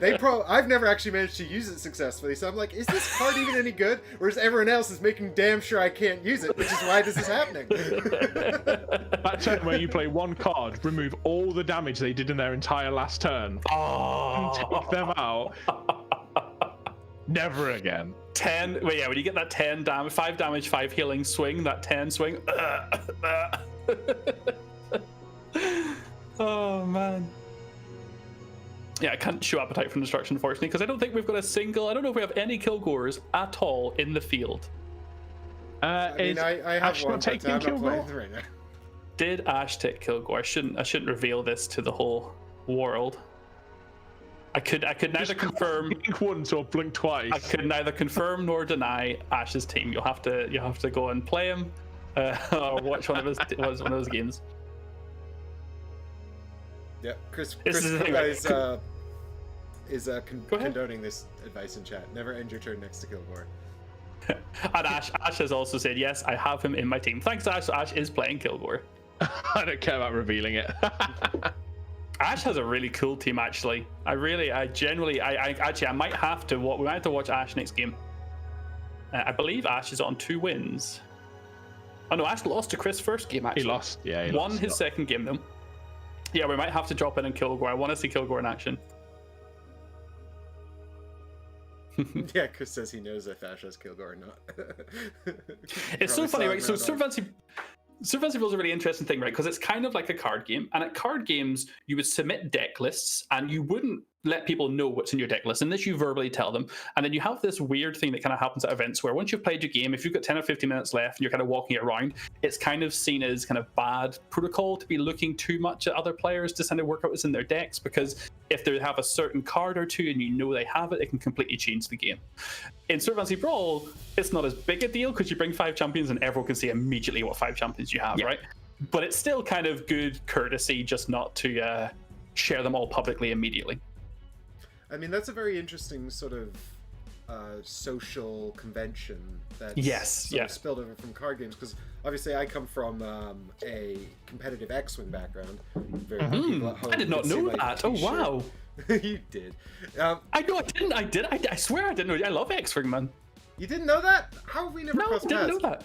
I used to. I've never played X-Wing competitively. I was a Netrunner player. That was my competitive game for a long time. But I adore X-Wing. Oh, I was pretty good. I was on the 186 squadron, and we did pretty well. Really? Yeah. I was one of the founding members, dude. Oh my word! See, this is really weird because like almost going around the houses here, I was a competitive Legend of Five Rings player, but always adored Netrunner. Similar to how you were a competitive Netrunner, but adored X-Wing. All we really need now is you to love X-Wing, but adore L5R. We've got the Trinity. Full circle. Well, unfortunately, I played the reissue of L5R, the LCG, and I was not a big fan. No, I did have a collection that I I sold on. But in fact, I think we played the core set on my channel at one point. Nice. But I worked on the core set as I moved across from play design team with AEG to Fantasy Flight, and I worked on the core set and I played it. and already before it released, I was like, it's not for me. Oh, Which was a shame because it had, like, behind Magic the Gathering, it was the second longest running CCG in the world. Was L5R. Went for like 25 years. that is epic. But and I was just going to say about X-Wing, you never had that convention because everything was public information all the time. In fact, the very first thing you do at a game is swap squad lists so people can see what you've got. Yeah. But there's nothing like sort of hidden in the deck, so to speak. By the way, I just realized this, that Martin is playing one of my favorite combinations in the game, which is Aket Lorelei. For that exact reason. Oh my god, what just happened? Quick, give us a recap. Nature's Wrath, Lorelei came out of nowhere, came onto the board, ran across. She had the buff from Suzai, I think, so dropped Nature's Wrath. No, maybe didn't. Maybe that was last turn. But dropped a 3 damage attack that ignores defense at range 3 to 4 and just took the win. That was Tom. I actually love Tom's teams, man. I love that he's playing Lorelei. That makes me so happy. And then the cat, as we said in the first round, Tom loves his cat, loves to get a cat onto the table and uses a cat well. Almost all the champions he pairs with a cat have powerful red cards he wants back. You can see Zizal, Flash of Age. You can see Lorelei, Force of Nature, Nature's Wrath rather. I don't know the other 2 champions in his team. I can't remember them from the first game. It's already gone out of my mind. I love it. That's epic. Okay, so we've got 4 minutes left. I think we've got 1 game still going. So let me jump into it. Oh no, I think all games might be done actually. Oh yeah, no, all games are done. We've actually just had the last game submitted. And Paul beat Bree 5-3. So all games from round 2. Oh, I'm interested on the standings now. Wow. Let me bring in the standings. So, so after round 2. We currently have. I crushed Mr. Vi. We have Andrew Phillips and Andrew Pinkerton, both the 2 players undefeated. So they're both 2 wins. Paul Strider is down a game because he had a bye in the first round. And right now, Andrew Pinkerton is 2 wins with a 5-point difference, and Andrew Phillips is 2 wins with a 4-point difference. Wow, those 2 are rocking it. And then tied on 1 win, we have Tom, we have Chris, we have James, and we have Bree. And then we have Ash as well, 1 win, 1 defeat. And Martin and Caleb have both lost 2, unfortunately. So what I love about this, if you want to get good at Super Fantasy Brawl, you should be called Andrew. You should be called Andrew. So significantly increase your game.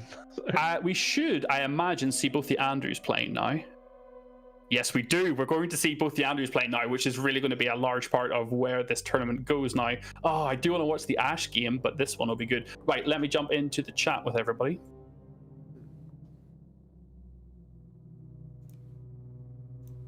Hello. Well done. Good games all round and nicely keeping to time, everybody. Everybody made that one in time, which is great. So let me stop this. Any issues? Is everybody going okay? All good. We'll take a quick. So we're back ahead of the time again now. So we've got like 3 or 4 minutes. So people want to grab a quick break. Yeah, I think a quick break sounds good. Yeah, so grab a quick 2-3 minutes, and then we'll come back. And the standings or the rounds are up on challenge, so the tables are there if you want them. I'll just say them quickly. Table 1 will be Tom and Ash. Table 2 will be Bree and James. Table 3 will be Caleb and Mike.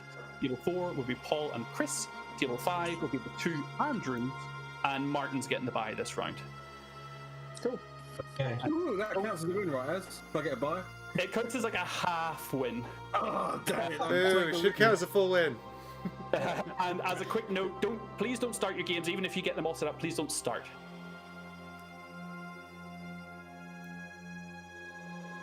Okay, so I guess we'll be back in a minute, everybody, to see what happens in the next round that I actually play in. But hope you're all having fun watching the game. And yeah, we'll be back very, very soon. I'll just leave you guys a thumbnail for a hot minute while I go take a cover break.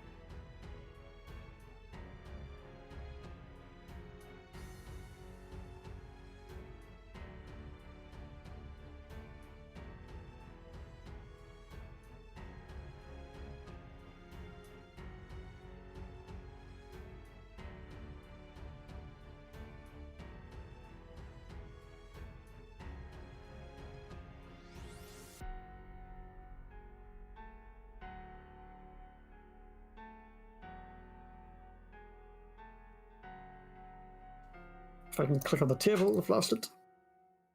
There we go. Yeah, here we go. All right. Let's start. I think, are we supposed to be starting now, or are people still taking breaks? I think we're good to start. Grand. Perfect. Oh, 29 seconds. Oh. Do we get the ad? I don't pay for it. Chris has it, so I just crib off of his subscription.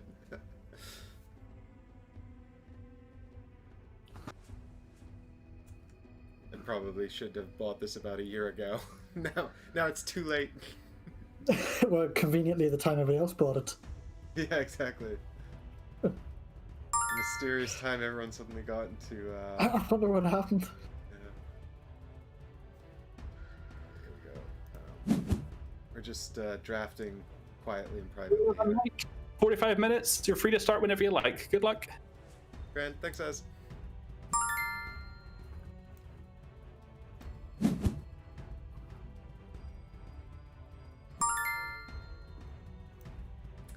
You know, Chris told me that the colors on the background of the cards indicate something. It might be what expansion they're from. I can't remember, though. Oh, yes. Yeah, it's the expansion they're from. It's a shame it's not sort of like what they do. It would be helpful for me to be able to... If you had like an archetype or something for them. Yeah, exactly. I'm sort of... I love the game, but I wish I knew all the cards in the heroes better. Hearing Az and Stu talk about them on the commentary, I'm so impressed by their knowledge of everything. I mean, they do have a bit of a head start having, designed the game. But no, the color coordination would be lovely. All right, who shall I take for this game?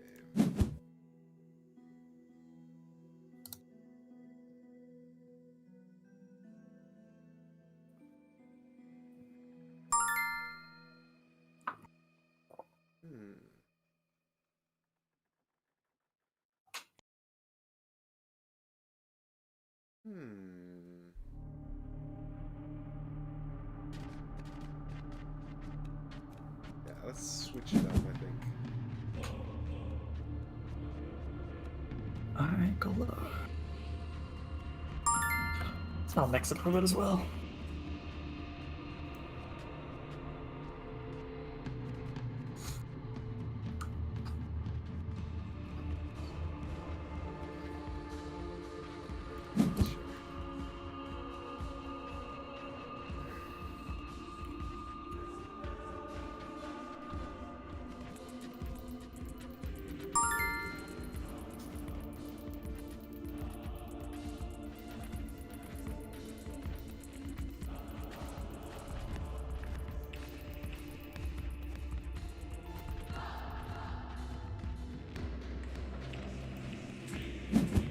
The reference just said no.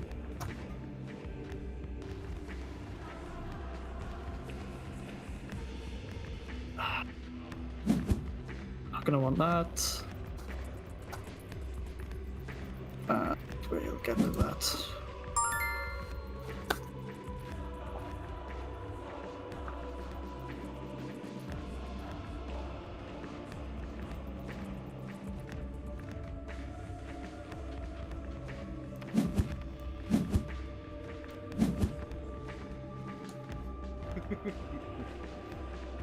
Ooh.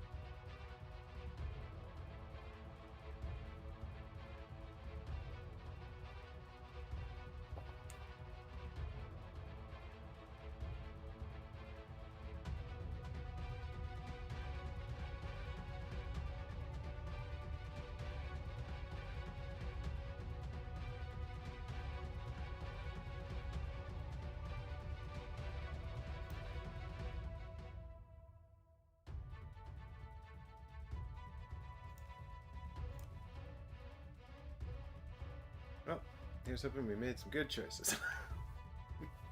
Well, we're about to find out.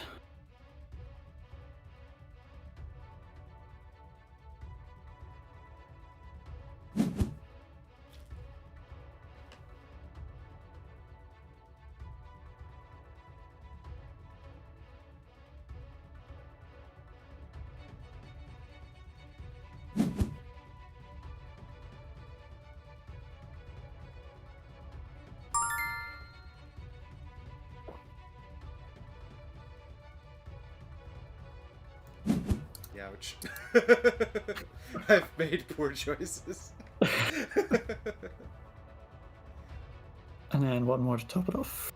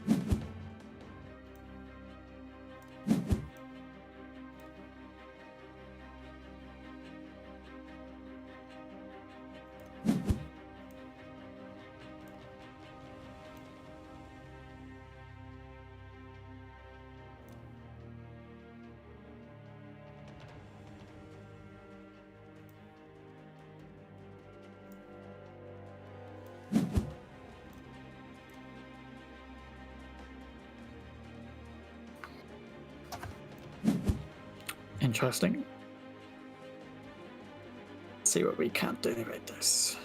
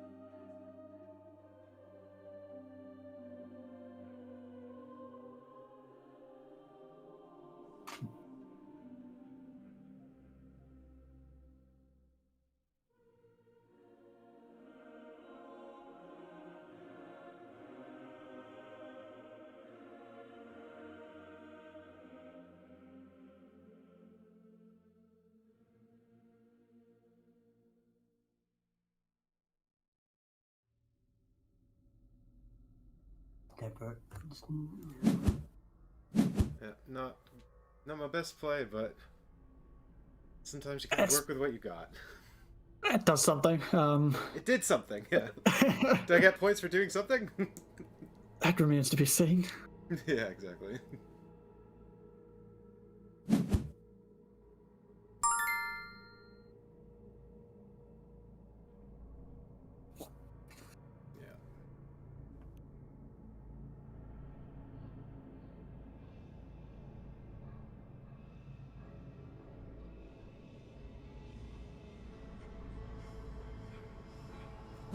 Definitely thinks I might not get points for doing something currently. Oh, there's a way in. Let's do.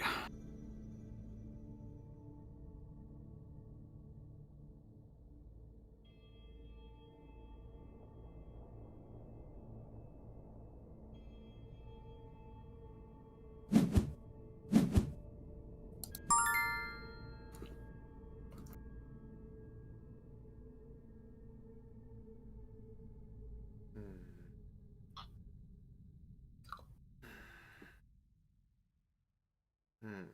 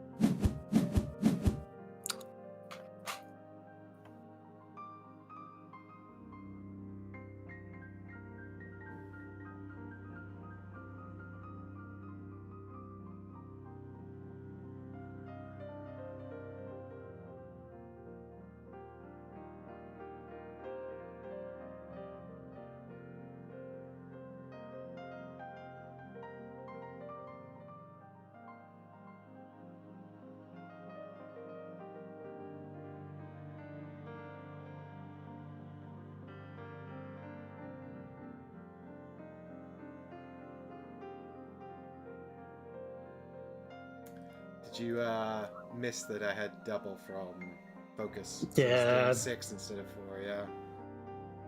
Completely slipped me by. I got a useful hint from Az actually when I was just in the commentary booth just now, where he said that when Su Zhao uses focus, you get little pluses on each of the cards that's sort of affected by it. So it shows there's something modifying their behavior. Yeah, I had no idea either, so... So it's a good tip there. Yeah, a useful thing to look out for. If you see any kind of special iconography on the cards, you know there's something modifying what they're doing. That's a shame. I could have done with my yellow there.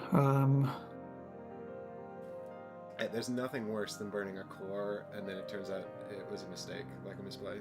I hate that. Yeah. I feel you so hard. Oh well. Learning. Yeah, that's why I'm here. I'm just here to practice and learn, man. Oh no, same. Right. Speaking of, I've got to get rid of one of these three. That's not going to be easy. I would love it if you could just sort of let them live.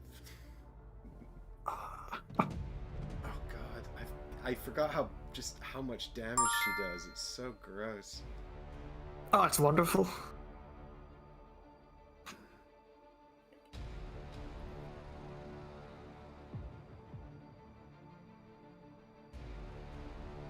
She's an absolute nuker.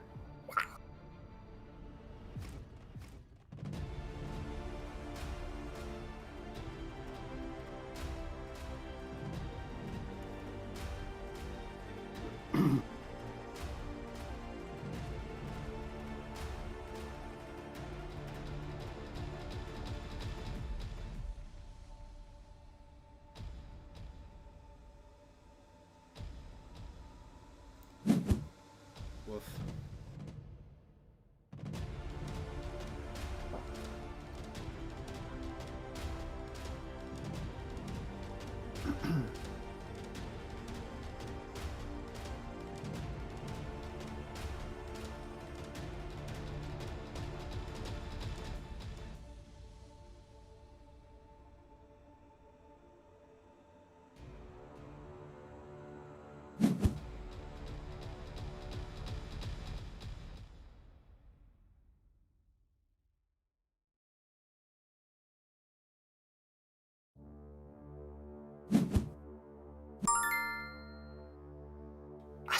good start.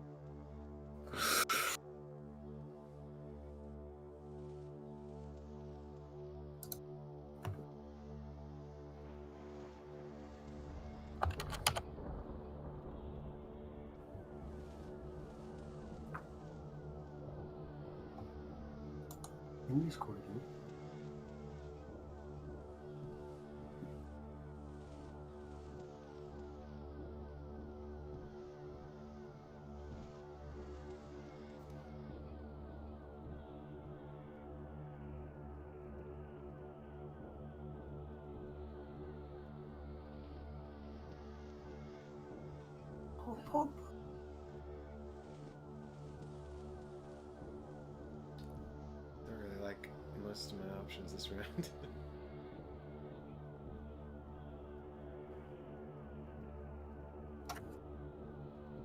Let's go ahead and see what happens if I do this.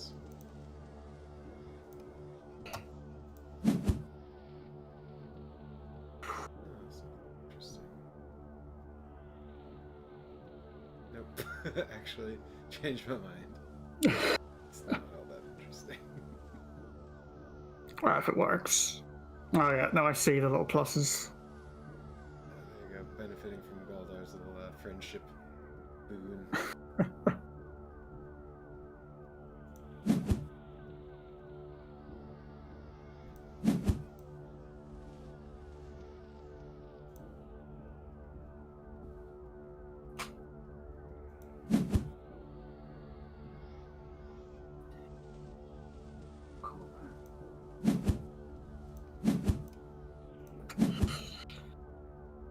Alright.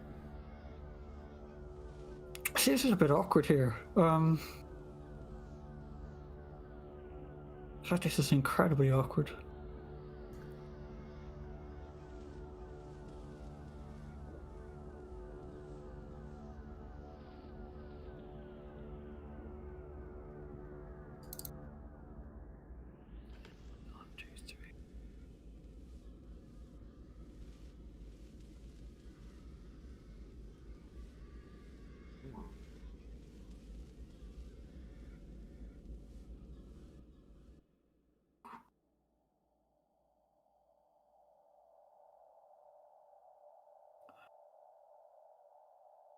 I think you might have won this here.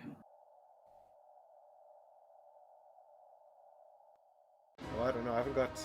Even if I capture this objective, I still don't have enough points to win it. But It's not going to move along as it's for 2. um, Who's first? you're first, so it won't. It's already moved.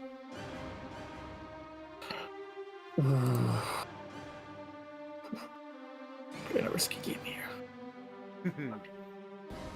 It's the best kind of game.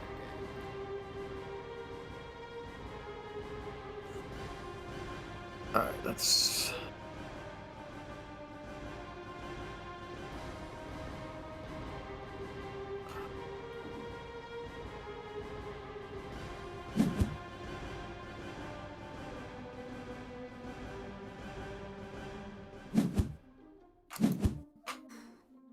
Stun. Yeah, that's not good. You want to see it?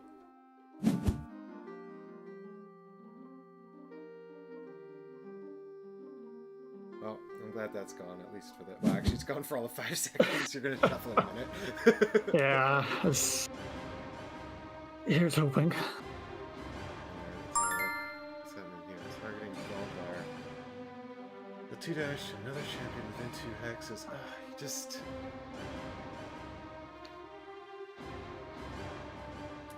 Do what I can.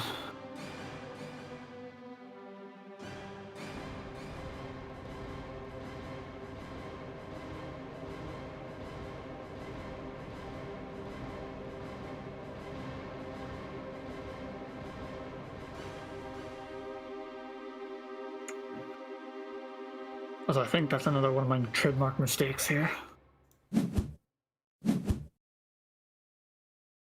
Well, I feel stupid fearing Gwen because she's so far away. I mean, like, she's got so much range. It seems almost, you know, pointless to fear her. She's everywhere. Yeah, she's just got range up the wazoo. In fact, she has a minimum range typically, so honestly, she prefers the distance, I think. But you know, for the sake of the one defense, let's see if it plays out to be useful.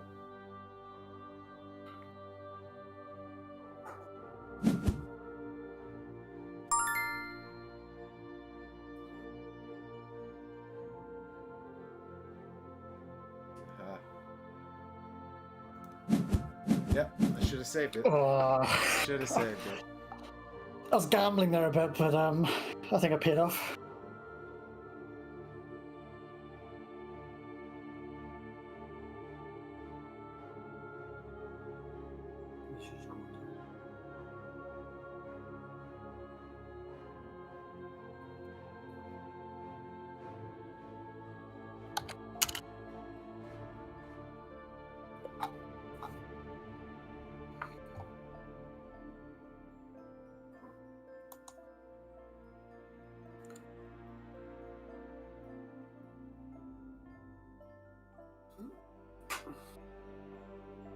Do you know, I've got all of these sort of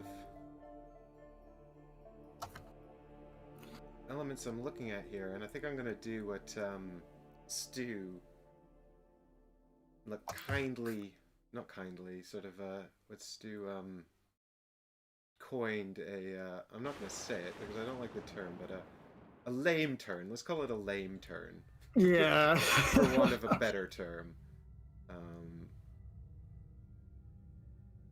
And fingers crossed. I think if we keep our eye on the prize here, then oh, that's not going to work though, is it? Dang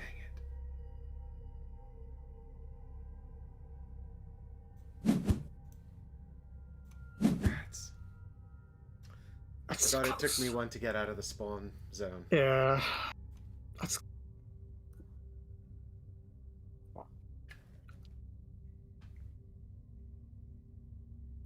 Which is, of course, a very basic misplay, so...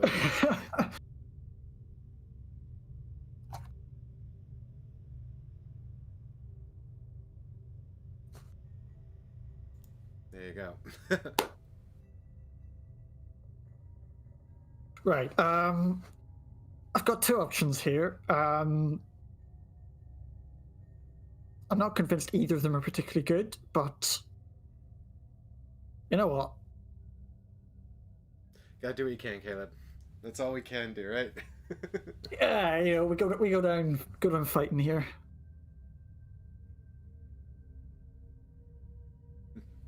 Although I am.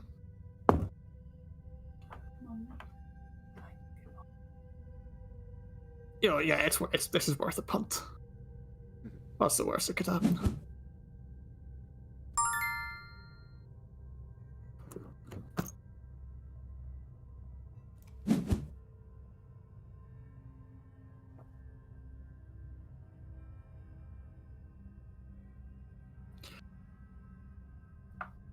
Now I have.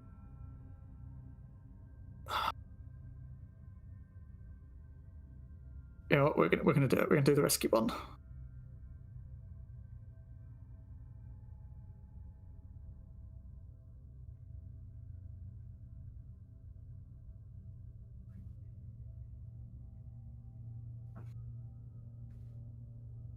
Let's go. Big plays. Go on, let's go for it. Just double check I'm doing this in the right order, because if I do this in the wrong order. And then...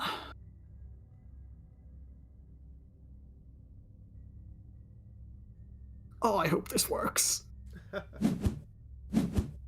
No! Oh, you need more damage. No, don't want to go that way. No, don't go run that way. Is this the BGA error? I clicked the wrong hex. The BGA error. We've got a term for it. It's been happening so commonly. I clicked the wrong hex. What was the intention there, Caleb? Fill me in. So what I was planning to do, if was to not run away from Suzhou, but to run onto Suzhou. And then with the ignite, it would have done 4. I was hoping for a 3 trap, so he would have been bloodied. It would have been done 4 twice. Should have taken Suzhou out. But Right. I ran the wrong direction. Well, Marius wouldn't have been bloodied though. Yeah, no, it was the gamble. Ah, you needed more I was damage from the hoping- trap. Yeah, I was hoping for a 3 damage trap, but Yeah. it would have been, what was the damage on that? It was 2, so it would have been 4. So I wouldn't have killed him though. no, that wouldn't have been enough. If it's any consolation. Because it would be Best. 4 plus 2 for the buff, right? Ignite. Of course. Oh no, but would Ignite have? No, Well, Ignite Ignite doesn't would have affect doubled both. it. Would Ignite have doubled it to 8? Yeah, so it would have done 4 twice. Oh. So it would have done 8 damage in Yeah. one go, but Yeah, I would have killed him. But it you was weren't entirely bloodied, reliant so- on a good trap. Yeah, exactly. Oh, that would have been clutch. Yeah, well, going for the glory. I respect that. Big plays. I'll take my I don't mind going out like that. Well played though. It was a good game. Cool, man. Thanks so much for playing. Oh, it was good fun. Good luck with your final one. Yeah, one more game, and then we'll see what happens. see the final standings. I'm gonna jump back in. Do we jump back in the main room and then report the score? I think so. I lost 5-3 again. That's 3 times in a row I've done that. I gotta respect the consistency at least. Yeah, now you know where you need to go from here, right?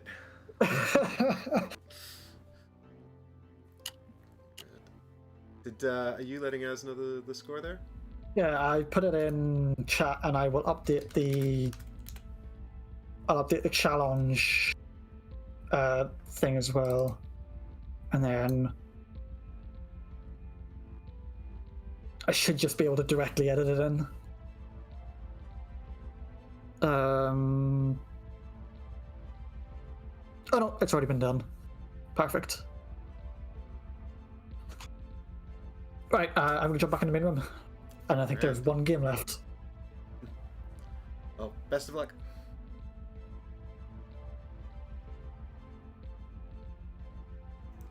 "17 minutes and just one game left, and it is this one with Chris 4-0 up, playing as Core Vash is in this game, Stu. I'll be interested to find out how much of him actually played. I must admit, the last 2 times I played against Korvash, I didn't ban him, but I just kept him out of the game. Yeah. Like, I intentionally take... Xin Shen is an incredible answer to Korvash.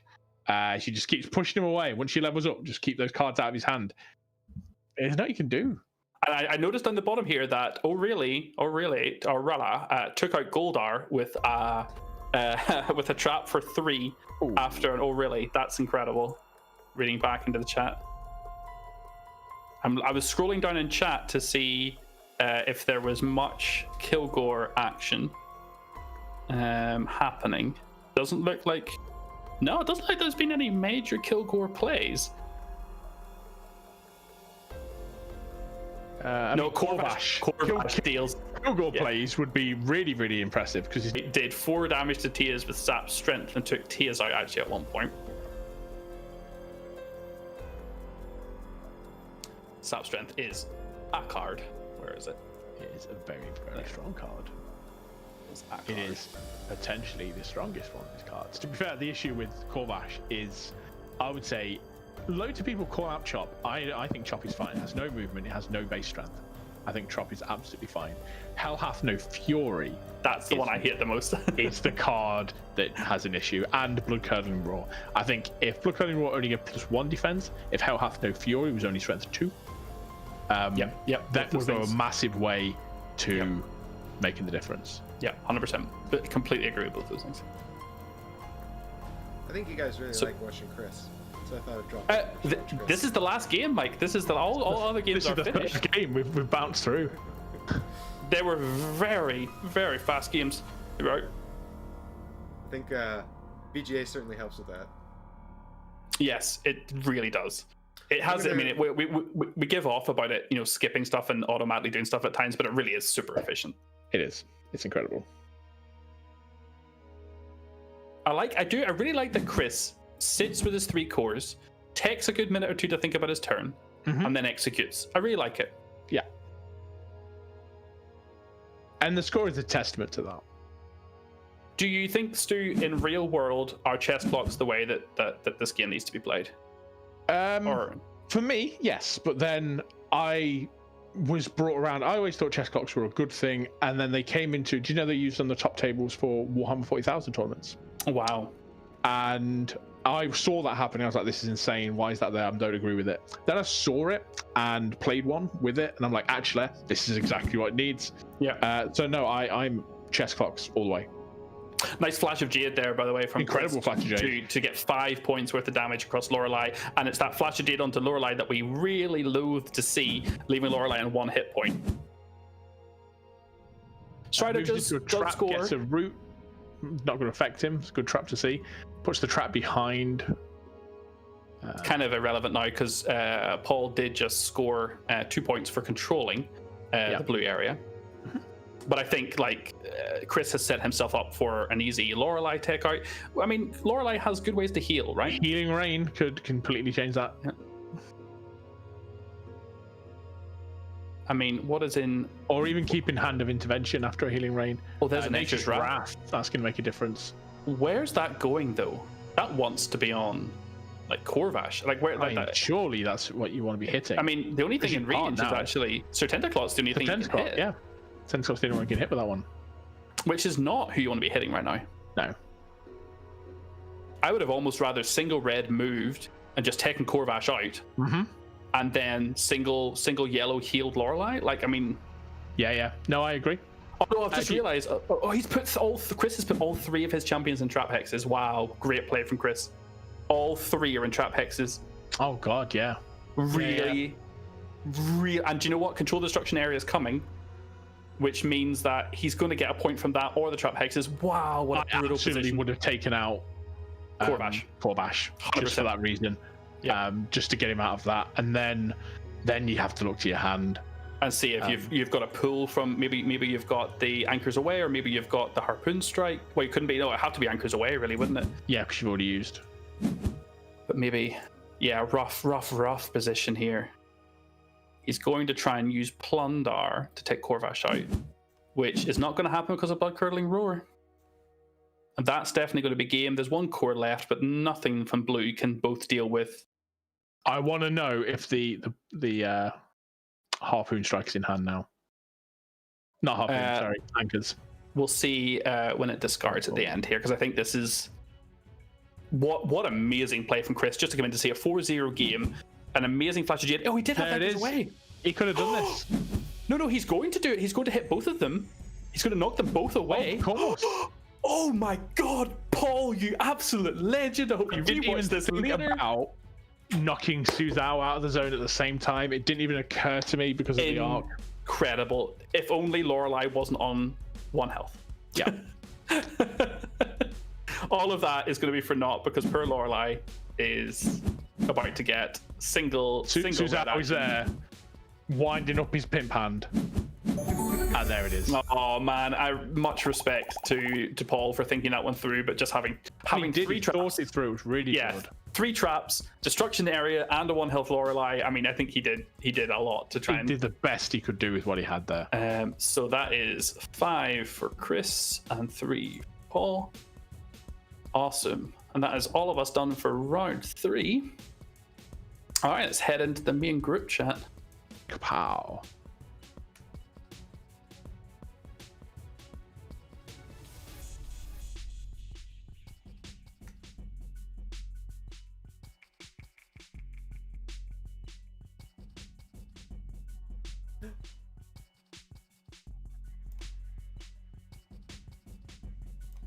And Paul is not in here just yet. They're chatting at the end of the game, which is fine. So the tables are up on Challenge if you want to go and see.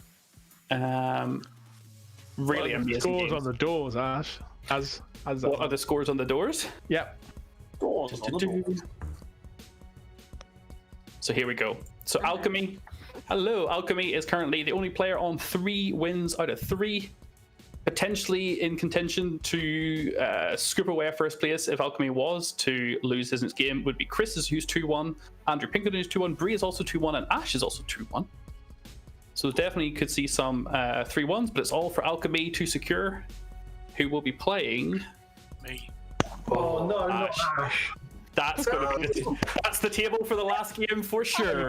we go. We get the Ash match that we wanted to watch. Ash, man, Ash. Whenever we saw Xin Shen being left beside Korva or Kilgore, me and Stu were just like, "Is it happening? Is it happening? Is it happening?" Jump. No, right. So I played up Appetite for Destruction. It's like, right, it either knocks her out or it eats the reaction, right? And then he's like, right, yeah, you've got the standard action. I went, no, Tom. Oh, I It know was a how much lose-lose situation. It was either you love soldiers him. out or he's The out. tentacle gets you. per Solka had to run. It was rough. Yeah, we were watching. We're like, why is Zinshin not moving away? Move away from Zinshin. Zinshin, run! It's like a bad horror movie when you see the girl with the ankle caught in the high heels on, caught in the vent. You're like, run, Zinshin, not that way. I was sat there going, yes, yes. I hope Ah, Alchemy's the playing time Mario, for destruction. Alchemy, I hope you're playing Marius through these games. Oh no, unfortunately not. Unless Ash wants me to swap my team, Oh No. my god, what? I would happily bring Marius in right now for the fits and. I mean, to be fair, Alchemy, you are playing with an illegal team because you did submit a 5th character who I don't believe exists. I've never heard of Tenta Bollocks.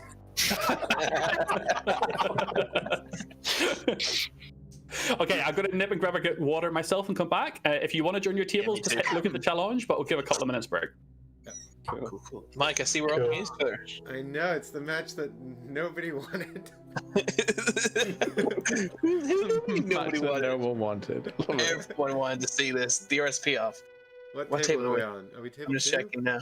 I'm not sure. Hang Yep, on. you were on table 2. Table 2. Alright, see you there, Mike. Alright. Okay, I'm gonna go get my cup of coffee. I'm gonna need a cup of coffee. Me for this. too. I'll be back in a sec.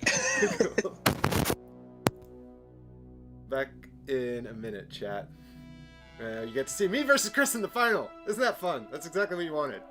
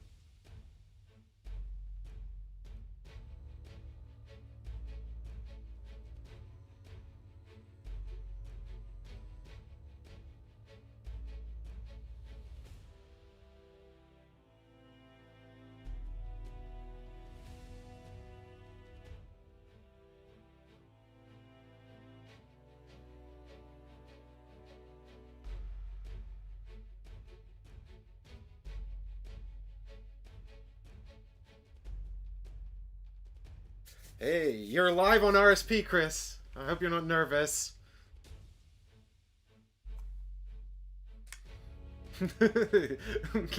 Yeah, as if that's gonna matter.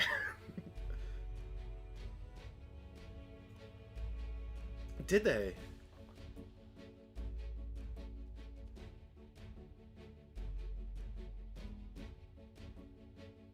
Yeah, you should, but you've already played him.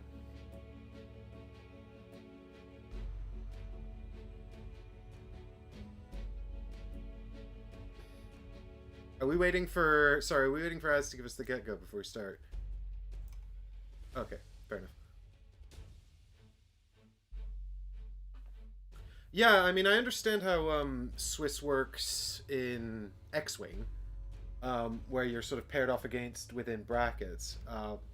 But it's entirely possible that I've been bumped up a bracket because there aren't enough people in the bracket. Because I'm on like 1.5 wins, right? Because I got the bye. And then it might have just been randomized within our bracket, so there's probably one other person you could have played, and it's just, this is how fate has fallen. It's also possible that he's playing the guy in 6th? Well, I guess he must have beat, maybe he already played the other 5 people ahead of that guy. I mean, he's one of them, right? Who are the other 3? Uh-huh. Oh, no, that doesn't make any sense. That doesn't make...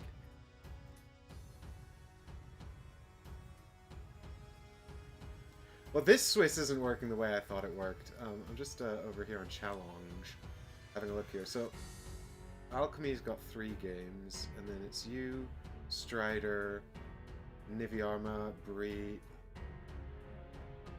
Yeah, not really. I mean, yeah, I don't... Also, I've got a bye. And how is Strider in 3rd, and I'm in 7th? That... Do you think it's recording our actual match scores in the background?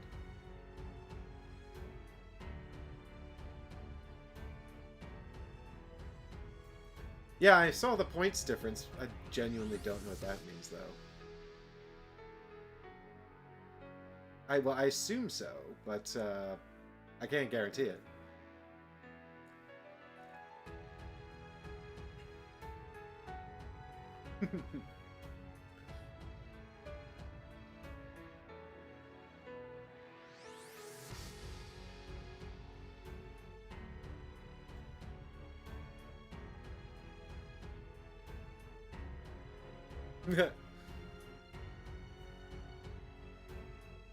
Let's go! Oh, what the hell is that?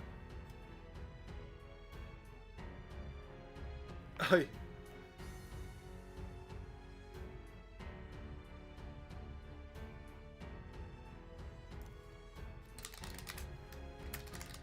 The kind of luck I need is the one where you mulligan into 5 blues.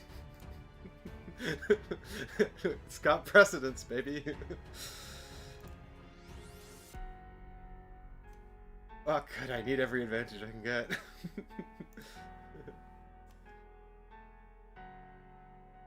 The question is, am I banning Corvash or Jax?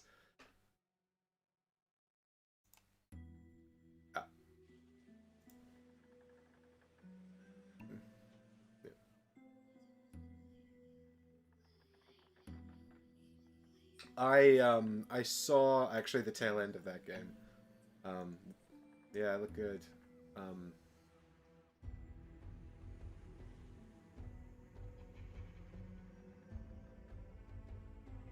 I didn't see that bit, no.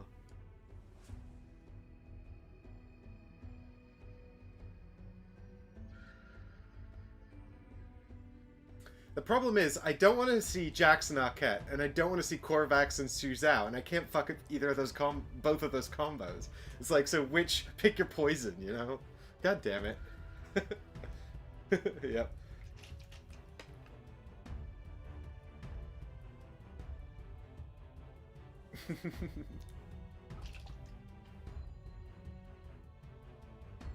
Chat, this is what we call a Skips mukbang stream now. Who am I better at dealing with? Jax or Corvash?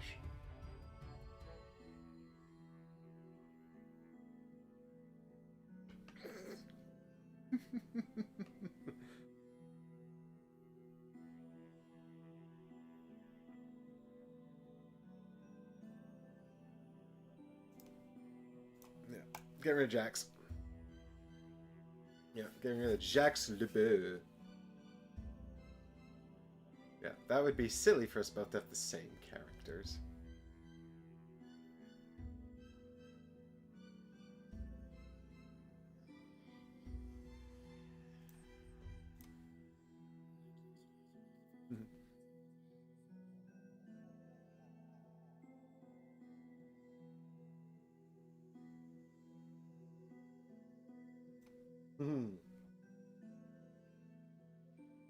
Need that fuel. I'm gonna probably have a snack in a minute too, so y'all get to hear me chew as well.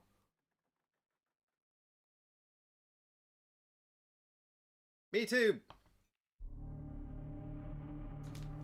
I've decided to go without Akhet in the first game of the evening, because this way I can say that if I screw it up, it's because I changed my team.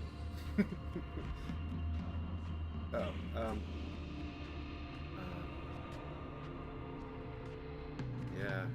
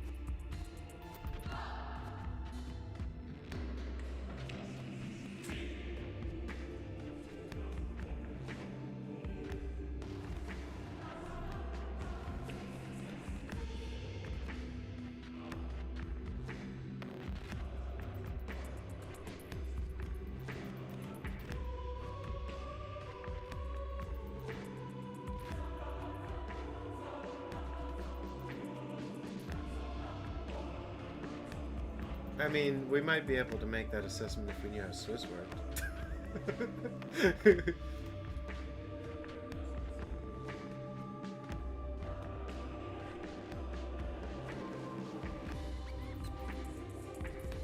Yeah, but there was a guy on 7. Oh no, the points difference is probably between them and the bottom place.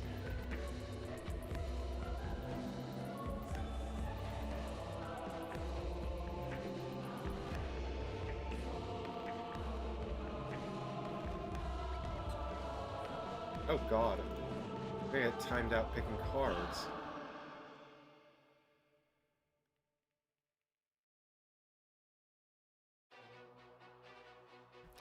I'm being totally thrown off. I've not been on this side of the board all evening.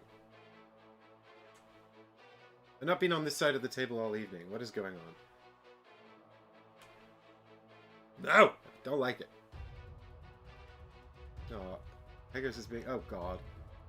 Fuck, I didn't think about this at all. I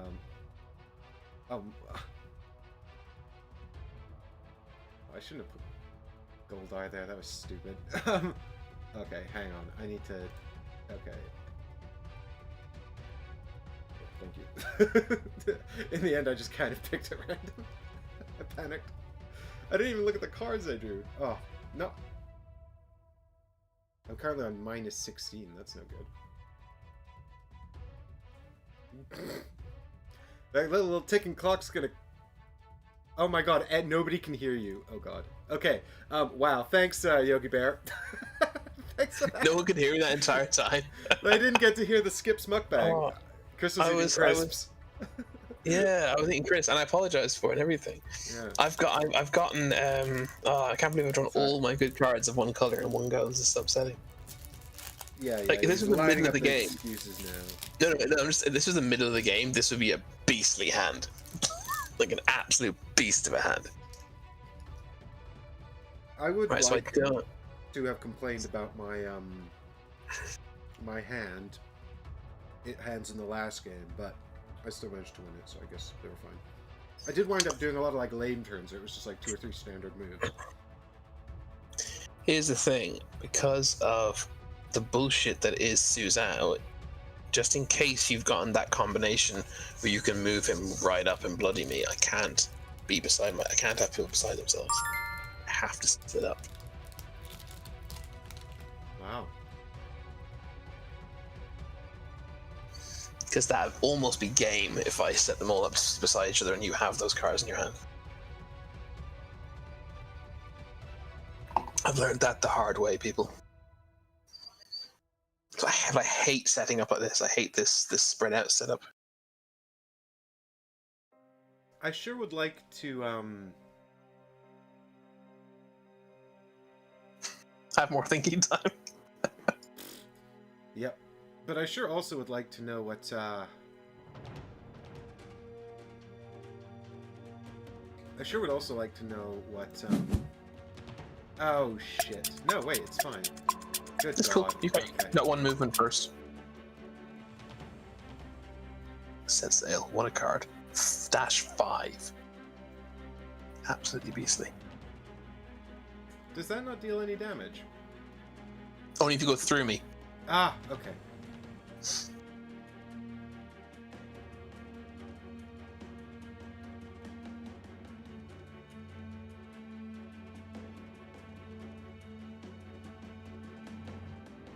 Holy shit.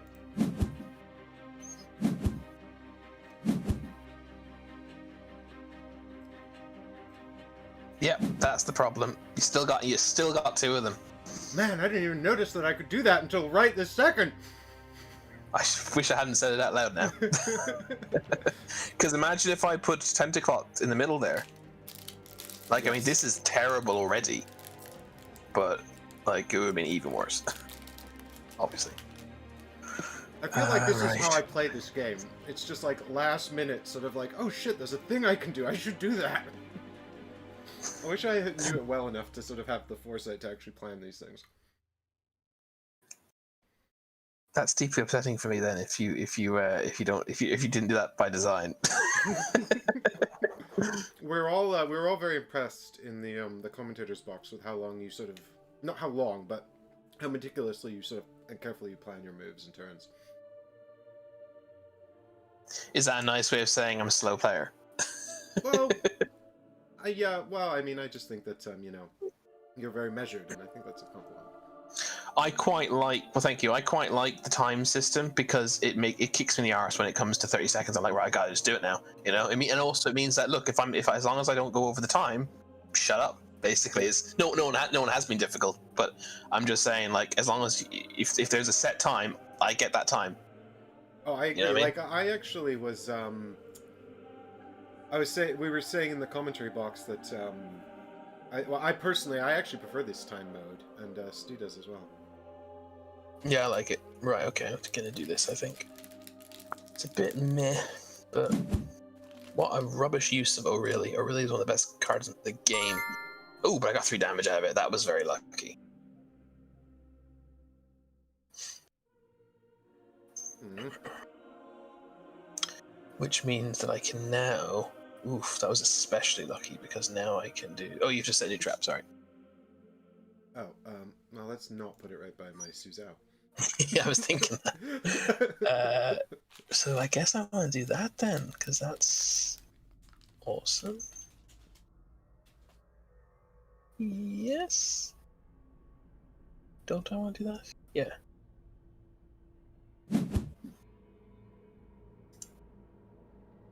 Because now that you're bloodied, this is doing strength 4. Gross.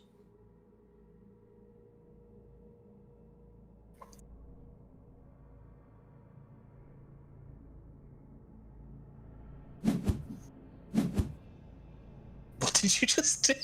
Why did I go flying? Oh, I ran away from you. Okay. You're scared, dude.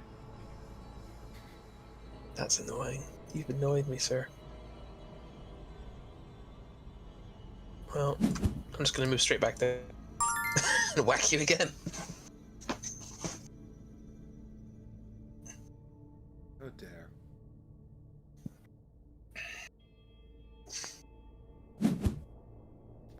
still alive! Curses!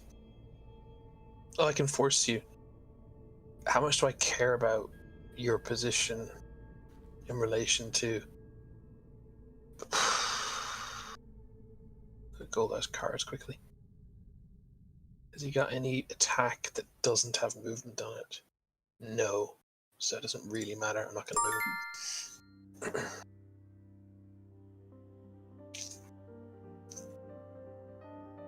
It's funny you say how measured I... Sorry, I shouldn't talk over your turn, because then this is how you end up not having time. But the one thing I want to say is, it's funny you compliment how measured I am, and then I don't read Hunter's Quarry properly.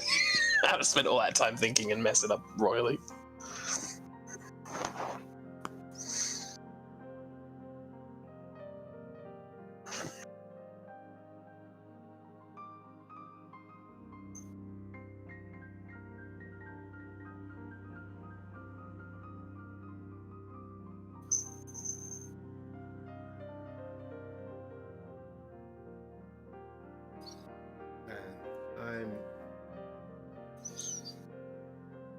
I'm deeply unimpressed with my hand here.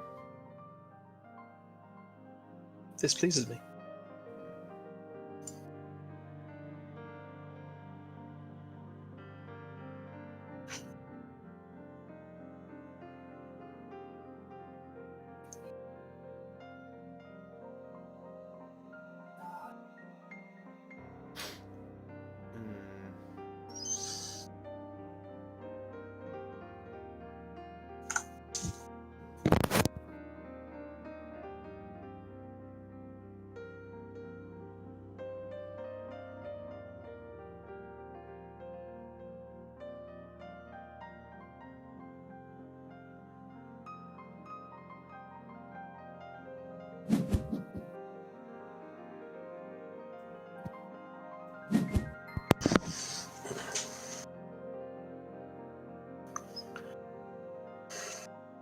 This is on Corvash. 1 damage.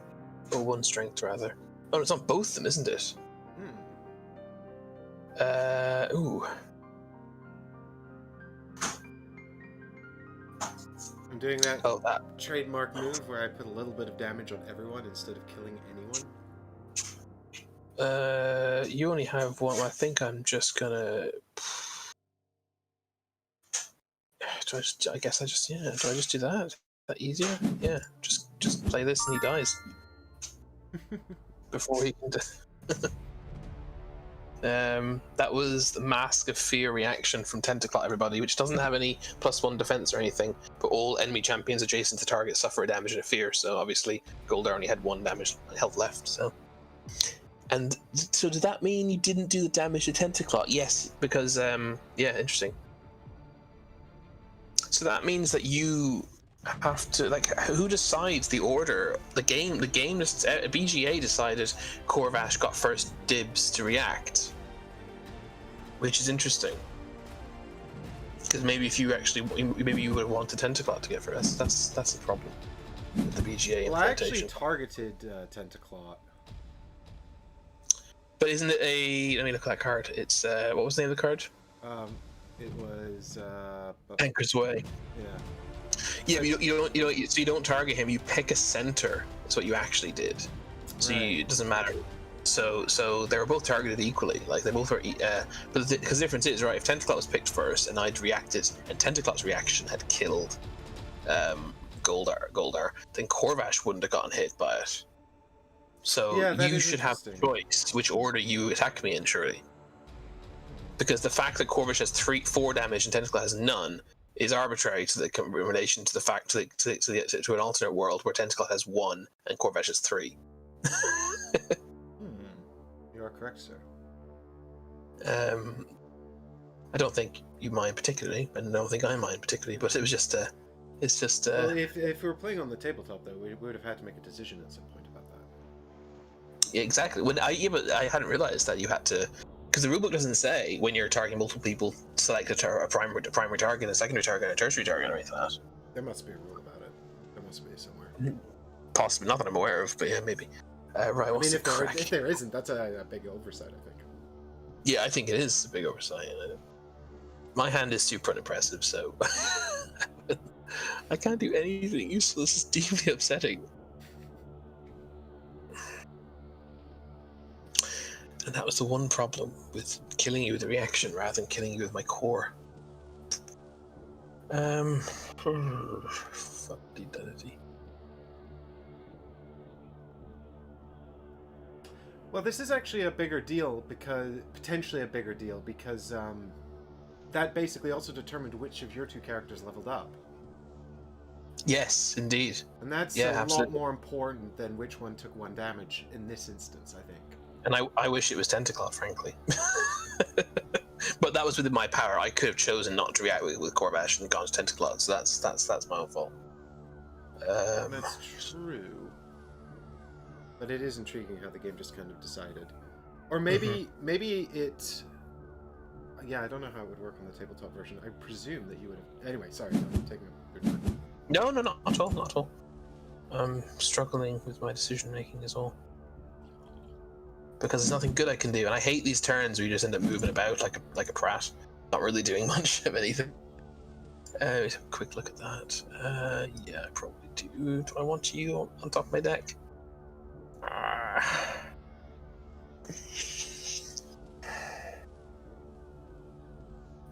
That's a tough decision. I want to plan something, but I don't know which one to plan.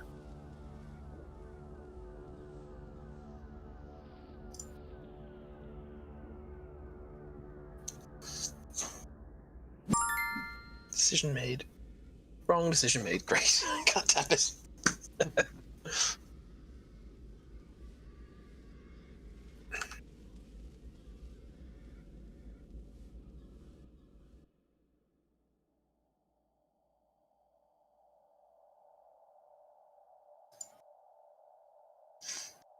Well, the good news for you, Chris, is that my hand is also full. Excellent. I think you said your last turn your hand was awful too. So I guess we've shuffled the wrong cards into our decks clearly.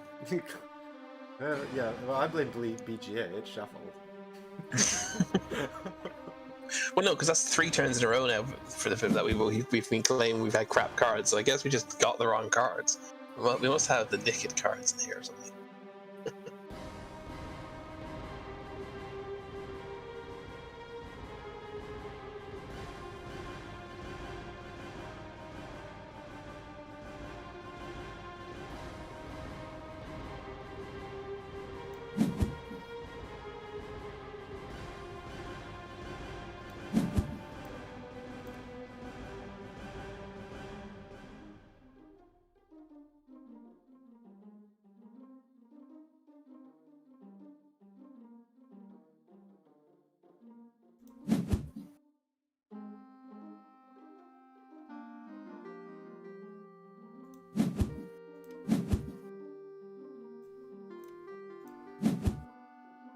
Hey, what you doing, man? What you doing? Nothing. Go about your business, sir. Okay, I'll just wander off then. I don't need to be here. It's fine. There's nothing for you to see here. That's annoying because you stopped me from doing what I wanted to do, which makes This is my trademark strategy. It's not actually like win the game for me. It's just prevent Chris from doing Chris things. Prevent Chris from optimizing what he wants to do in his turn. It is working so far. Do I do that? Is that a good thing to do? I mean, nothing in your discard pile, do you? No. Aha! You shan't learn any secrets from my empty discard pile, sir.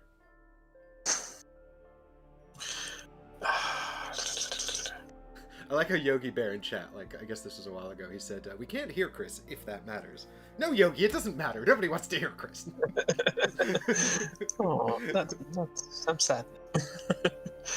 Can I just wail on? I mean, I have to stop you from taking this. Especially because it's worth, what? It's worth 2 points. Yeah. Okay, fine.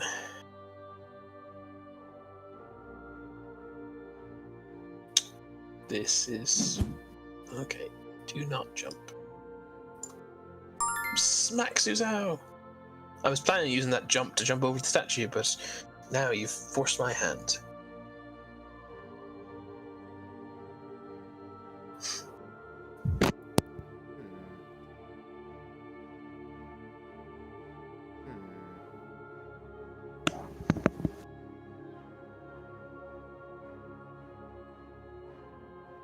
I don't like where this is going.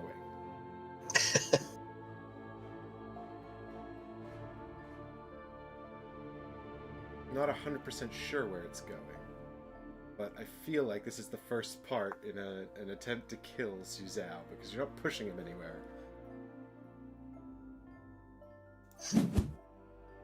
Could be you could be overthinking this.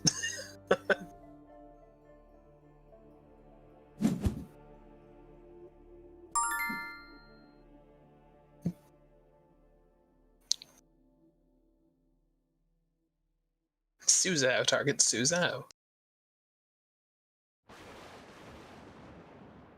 the hell is happening?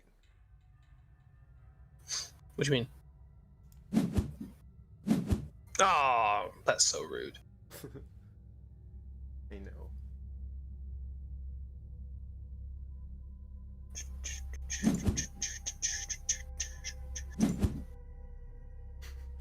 Turns out I was overthinking it. Yeah, I couldn't do nearly enough damage to kill him. I was just trying to hurt him and then stop you from getting the objective, right?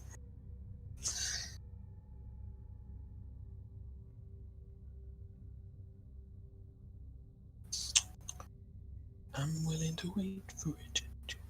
I'm willing to wait.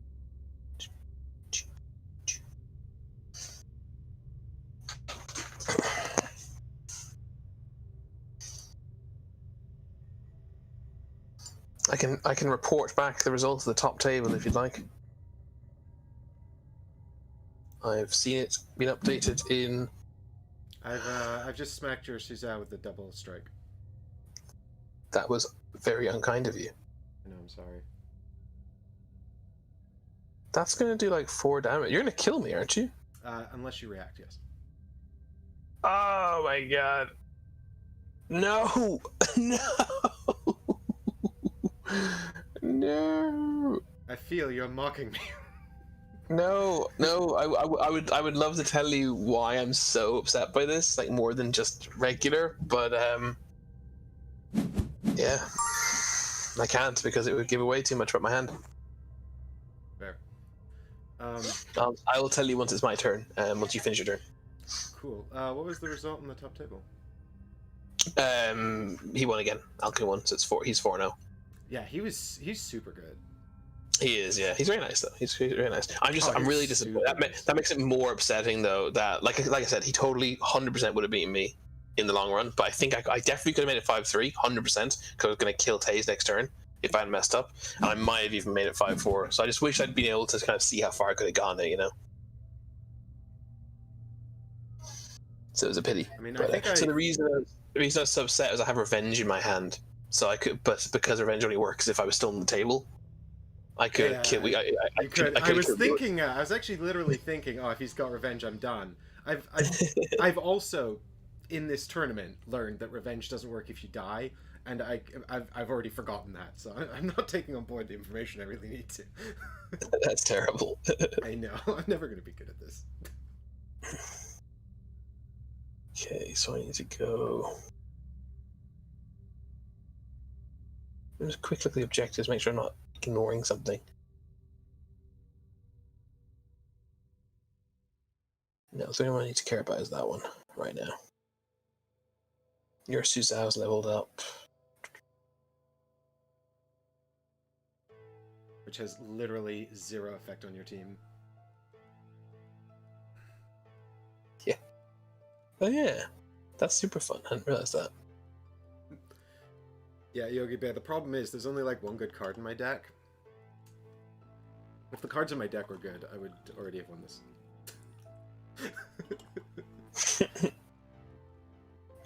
Oh, that's annoying. Oh, is it? No, I can probably... No, I can fix it by doing that. Can I? Yes, I can. Can I? Yes, I can. Can I? Yes, I can.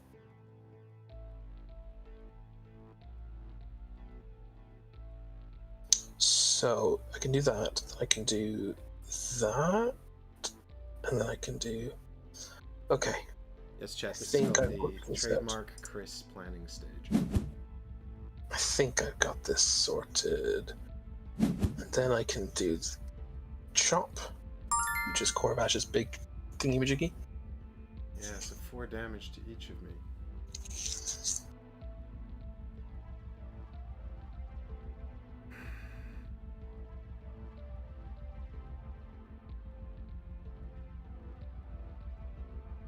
Right. Choose how Su Zhao reacts.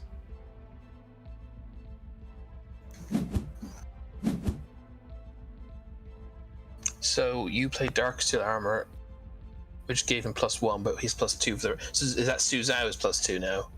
Yes, it is. So he's +2 for the rest of the thingy. I thought it was just. Oh, god damn it. What do you think? I thought it was all at once. No, so it's +1 then, and +2 for subsequent attacks. Yeah. Which actually is quite clever. Unfortunately for you, I have Sap's Strength in my hand. So I'm just going to move into here, just in case, on the off chance I somehow don't kill you with this. But this is a Strength 4 attack on Su Zhao, so this should kill you because you're bloody. So it's +2. Cool. There's one. Oh, that's super annoying though. Yeah, disgusting.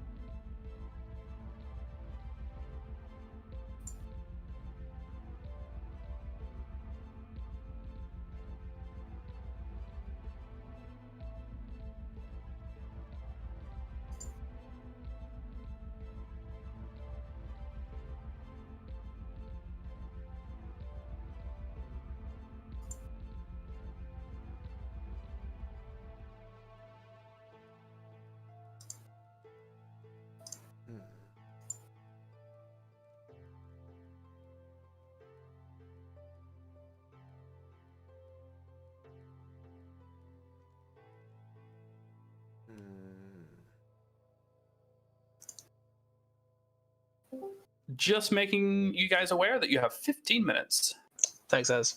Do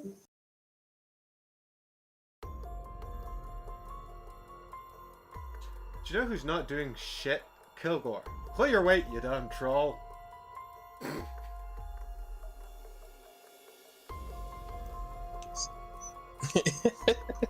He's heavy.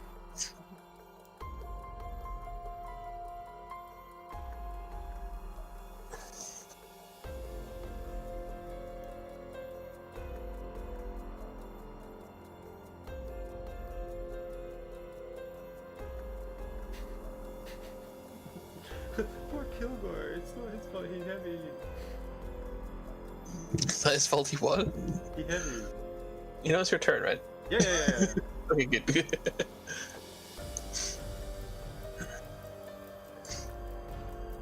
That's alright. Take all the time. It is I've still got.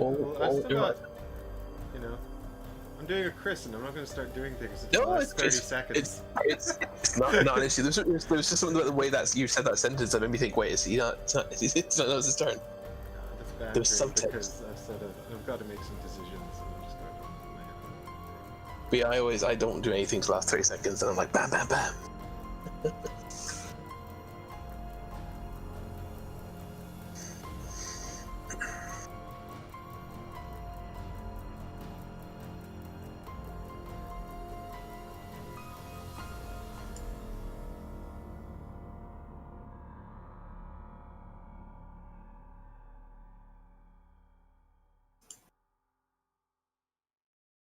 Alright, let's...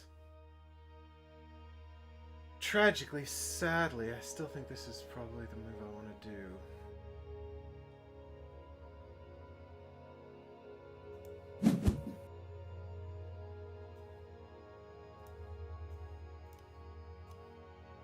Run away.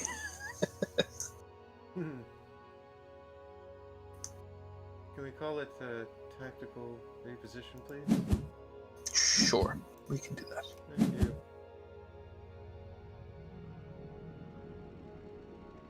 So what? You're trying to claim the creation area.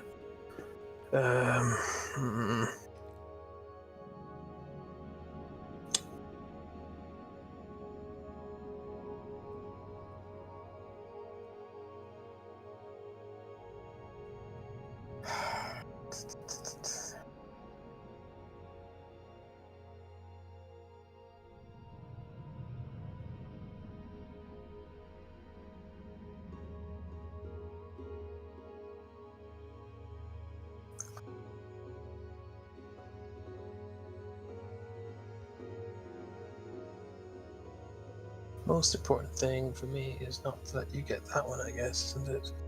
Because you haven't got that one.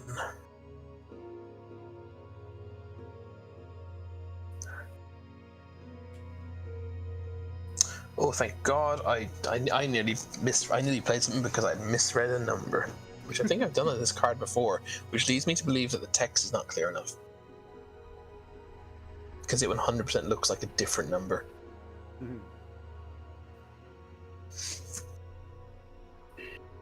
Hey chat, don't worry, we're doing Resident Evil after this. But I need to get some board games in. And also I want to play in the tournament. And see if I'm as bad at this as I thought I was. I'm not as bad as I thought I was. I'm pleased. But also, it's like, do I want to start memorizing cards to try and get better? I've come to that point where I think I need to start, like, remembering what all the different characters do.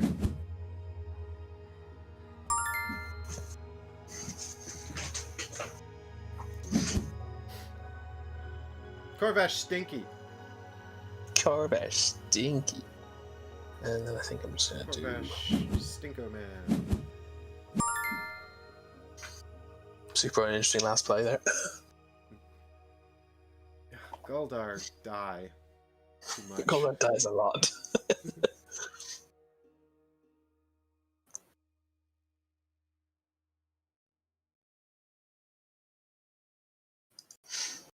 I think Warren has a stream as well. I expect it because we're once again the last ones to finish. I think you've wound up being on the stream like almost every round this night, Chris, because you're the last ones to finish. I was the first round. I was the first one to finish.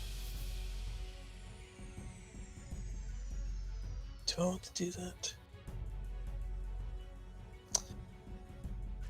How eager are you to draw those cards?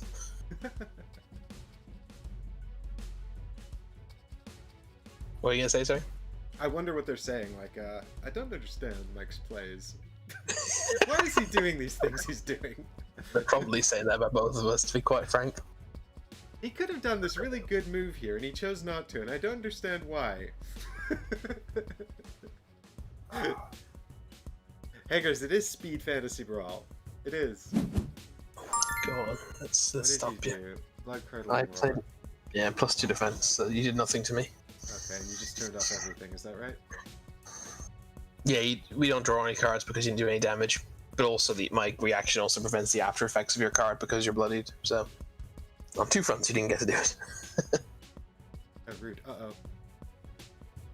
What's wrong? My computer screen just went black for a moment. I don't know, it's all come back now. I don't know what that was, but... Could be a loose connection for your display port. Possibly on my... Sorry, what's this? Are you trying to, like, hit me? Please don't hit me. Ow! You're a jerk. That is the lamest one! Oh, you're such a jerk. It's not root even worse for you, better for me. No, go away! No, you go away, Chris. It's fine because I can just do this. No! And then I don't even have any useful thing to do with this turn, like with this last bit. I guess I'm so glad my random crazy play just kind of sort of rendered. You've killed 3. You got so many points though. Yeah, I know. Do I get Suzanne on the board, or do I heal not kill Corvash? I think I'm gonna heal Corvash. See, Chris and I are perfectly evenly matched, So this is clearly just demonstrable proof that Corvash is OP. Hey, you chose to let me have him, and you should live with that. Well, only because everyone knows Jax is more OP.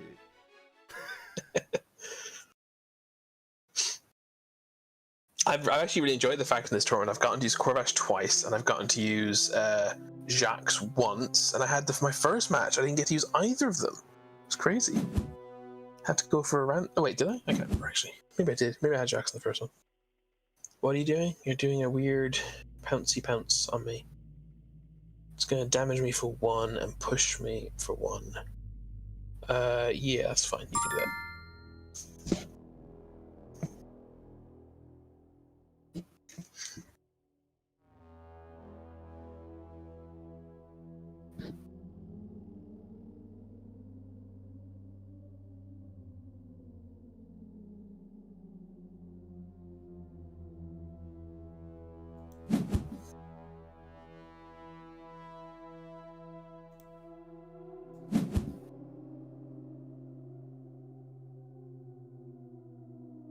The thing that's really upsetting is I've killed 3 of your guys, but all with Corvash has done all the killing, so I didn't get the 2 champions leveled up challenge, which is so frustrating. Whoa, where do you come from? Troll throw. Oh, that's not good. I hate throw. Oh, I bet you're getting a great reception in the commentary booth right now. That's a great play.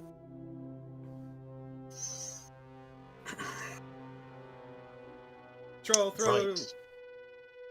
Okay, so I have to get you out of here. And I don't have the super OP displacement card.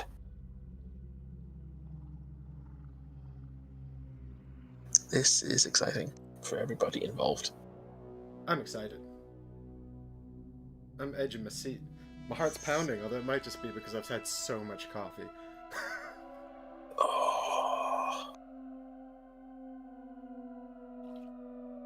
Oh, this is... Ooh, this is... This is... tricky. This is tricky. Okay. Quick look at something. Oh.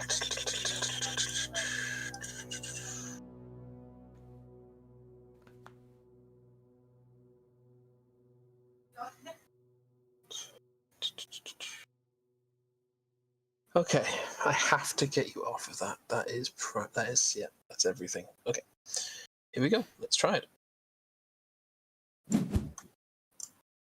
Stand in there. Target Suzhou.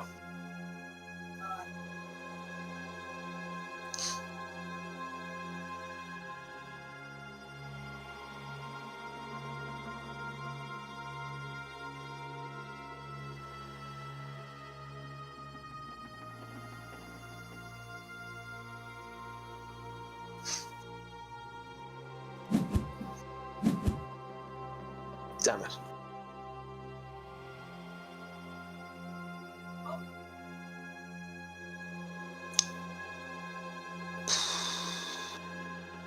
Well, that's going to get you one of the objectives. Why is it not letting me choose? Oh, I have to move 2 spaces, do I? Into a trap. Well, so Great. Yeah, that's very upsetting. Oh well. At least I can still stop you having one of the objectives.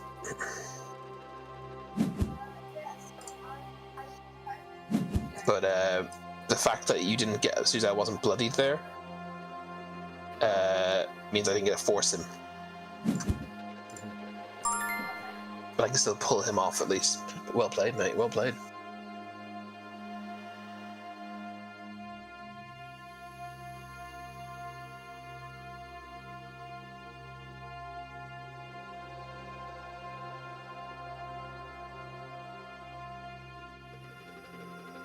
And that's why I went for Suzhou instead of Goldar, because obviously Goldar has the Oh, has, come on. has the armor. Yeah, that was tough.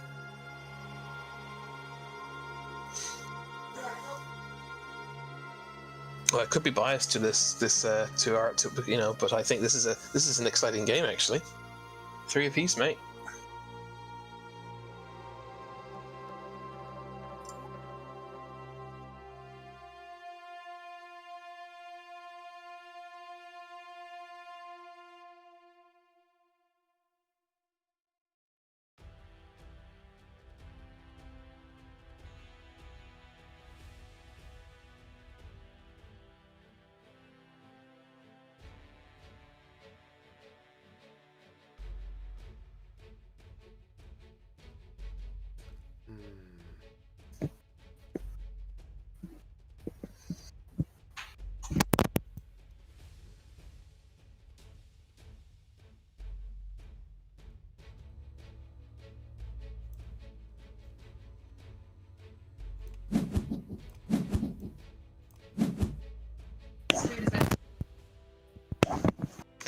My dinner's nearly ready.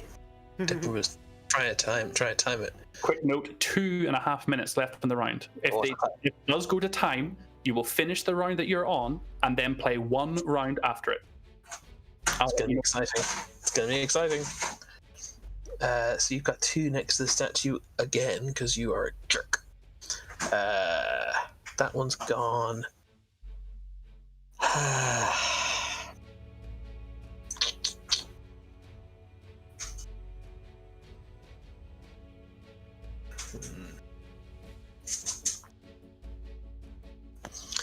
So once again, I've got to stop you from doing that. No, you could just not. Oh, is that an option? Oh, I didn't realize. I'm sorry, I didn't realize Oh, that. yeah, I'm just thinking we're almost running out of time. Your dinner's ready. Maybe just let me have this one. Never! Never! I refuse. Do I do that? Will that work?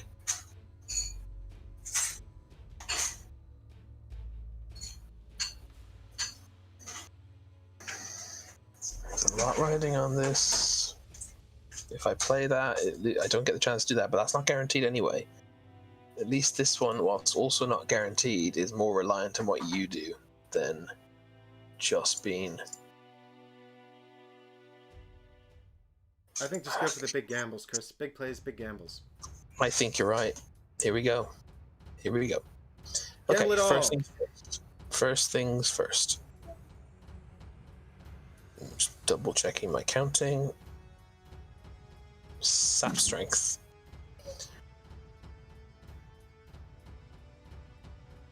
This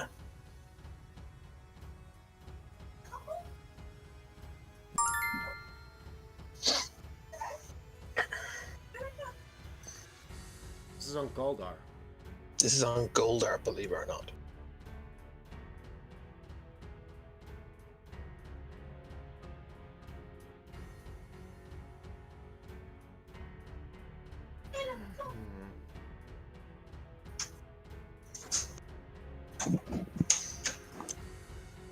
So I can let you have this kill.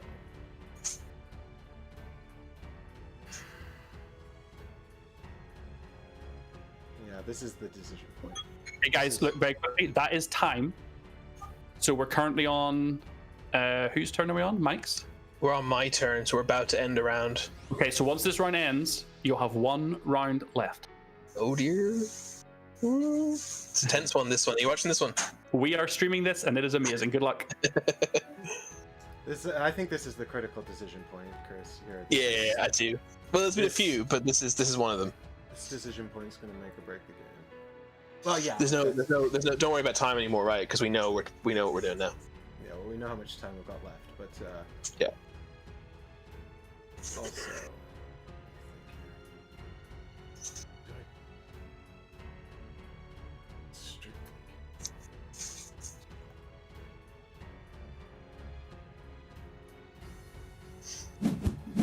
Oh my god. Again, Corvash. It's always Corvash for some reason. Look, because he's OP and broken, Chris. He's got every single kill this game.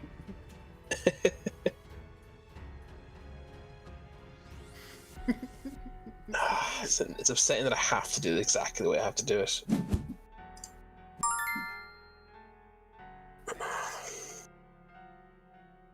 And now I have a lovely red to do what with exactly?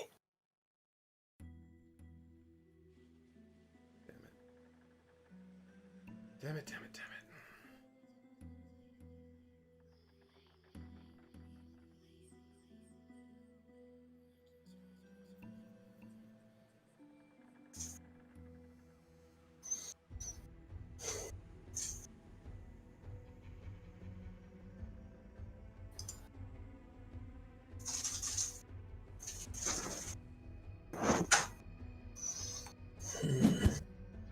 What happened there? To discard a card because I was stunned. Oh, sorry, I thought I was thinking. I was like, what the fuck happened? I was like so concerned there.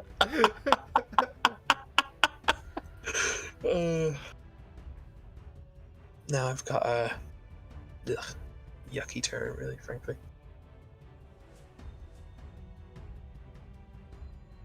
Yucky action, right? Ugh. I have a horror feeling this is going to end in a draw, my friend. God, can you imagine? Because you hold no objectives. I can't claim an objective in my last action. I'll tell you that now. Unless I have not seen something. No, I definitely can't. So, yeah.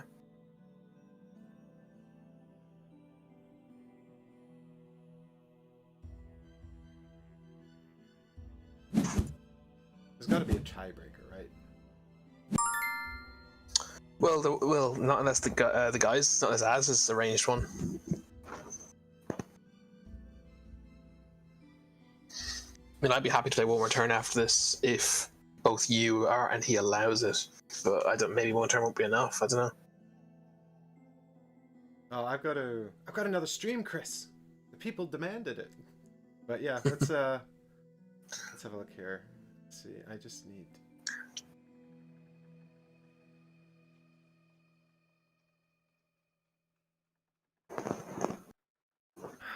Question is this.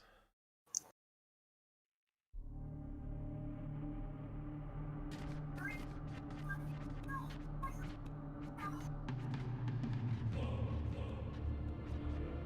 think the answer's got to be this.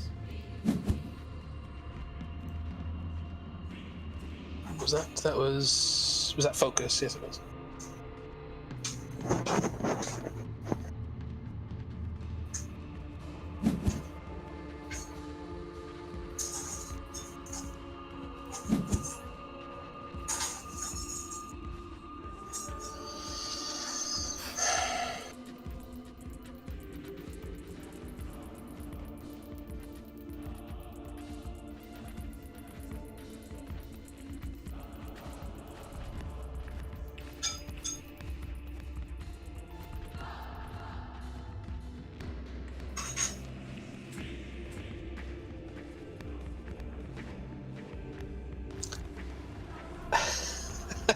To the point, yeah, to actually. This is crazy. This is crazy. This is crazy. Am I okay with you killing him? You still have a red card left. You can almost definitely. Oh, I don't know what you have left. I do. I know exactly what's in your hand. Hang on. Oh God. So all your yellow cards are gone. You've one blue card left, which is not. Oh, sorry, red card. Only red cards you can play. So you've got no reactions and no. So you've lost all Goldar's cards. Is that right? No Goldar cards for red, and you've got one of Kilgore's cards gone. So you've got Relentless Advance, which does not do damage, and you have Bloody Me, which obviously doesn't do anything. But you also have Double Strike, don't you? I think you do. Yes, you have Double Strike, which means that I am dead regardless. Yep, I'm dead regardless. I think your math was a bit off there, Chris, but never mind. I think you were dead anyway, so it doesn't really matter. Oh, I thought you had 5 cards. Oh yeah, you know what I did? In my head, I added up those two numbers. Like, he has 5 cards in his head, and they're all the cards. You had 3 cards in your deck and 2 in your hand, and I interpreted that as you had all of them in your deck. But that's okay. It's okay. It actually opens me. So it's funny because it levels it off, and then I have the opportunity. I have one last opportunity to kill you, to win the game. Otherwise, we draw. I assume, right? Because I assume you don't win on your next turn because you. Well, there are draws in Swiss, so. Yeah, it's possible. Because what I'm saying is when I end my turn, the game's going to win. If I haven't killed you, the game will award you objectives for the statue potentially, and then you'll win in BGA. But we'll know that I mean, I presume that because it's the points for objectives are awarded at the beginning of my turn. I don't have another turn, so even if I win in BGA, we'll know that it was a tie. Yeah, that's what I'm saying. Oh no, this doesn't work. That's a pity. Yeah, this is going to be a tie. Because Tentaclot's going to be... I have enough damage to potentially kill you. depending on any reactions, but don't think I can maneuver correctly to make it happen.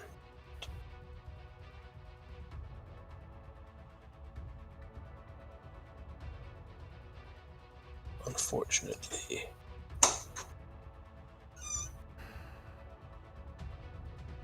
Yeah, no, I don't think I can.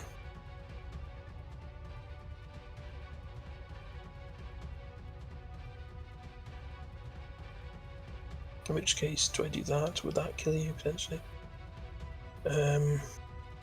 Probably not.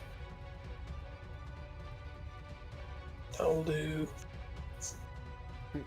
Coup de grace! I need coup de grace! If only. Coup de grace, sorry.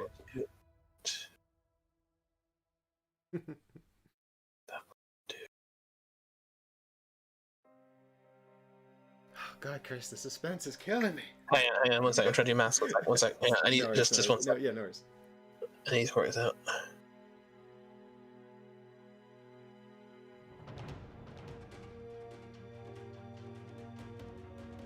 Nope, you'd survive by 1. That's so annoying. That's so annoying. Even no reactions, you still survive by 1. Yeah, it's not, I don't think I can do anything, mate. I think this is.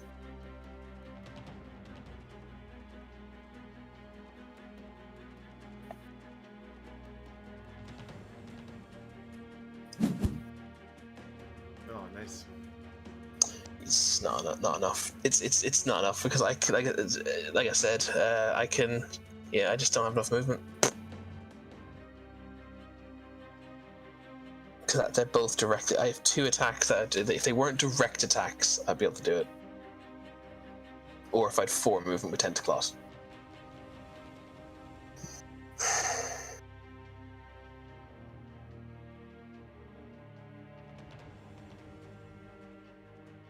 Well, then I guess I came in and I tanked both of our chances of doing anything in this tournament.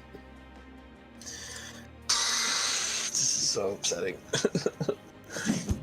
Although in a way it's good for me that it's ending then, I guess, because otherwise, well, I do. Well, no, I could push you off. I'd push you off. I would knock you off if I wanted to. I guess I might just do that to be.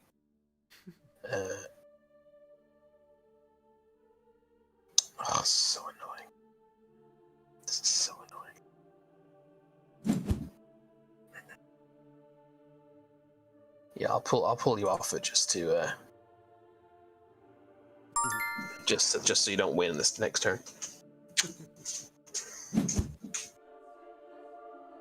All right. 4-4 draw. We'll play. Oh my god, guys. Well, I couldn't get the last damage because Tentaclaw was in the way. You have revenge in your hand. No, I don't have revenge in my hand, no. No, Mike. No, I don't. Oh man, whenever you were setting up the focus into Tentacle Strike, we were like, if he does this and Mike has revenge, Mike wins. Yeah, but if he didn't, and it was upsetting. We were like, oh my god. You guys need to rewatch. Fantastic, guys. You need to rewatch back to Stu and I's commentary of that situation because if you hands in our hair, just like if he focuses and does this, and I was like, no, he won't. I'm like, no, focus, Tentacle Strike, revenge, and Mike win. I mean, that would have been great. No, unfortunately, I drew into no reactions, so. I think a 4-4 draw was a fair reflection of that match. It was a really great match for what we called at the back end of it. Yeah, we really enjoyed that, guys. Thank you so much. You both played incredibly well at the end, and so much good stuff to commentate on there. Awesome. I'm going to jump into the main chat room. Yes, likewise. Chris, are we going to abandon this game? Yeah. Leave it unfinished. What'd you say, Mike? Yeah, that's fine. Oh, we can finish you and me if you want. Yeah. I'm going to jump into the chat though.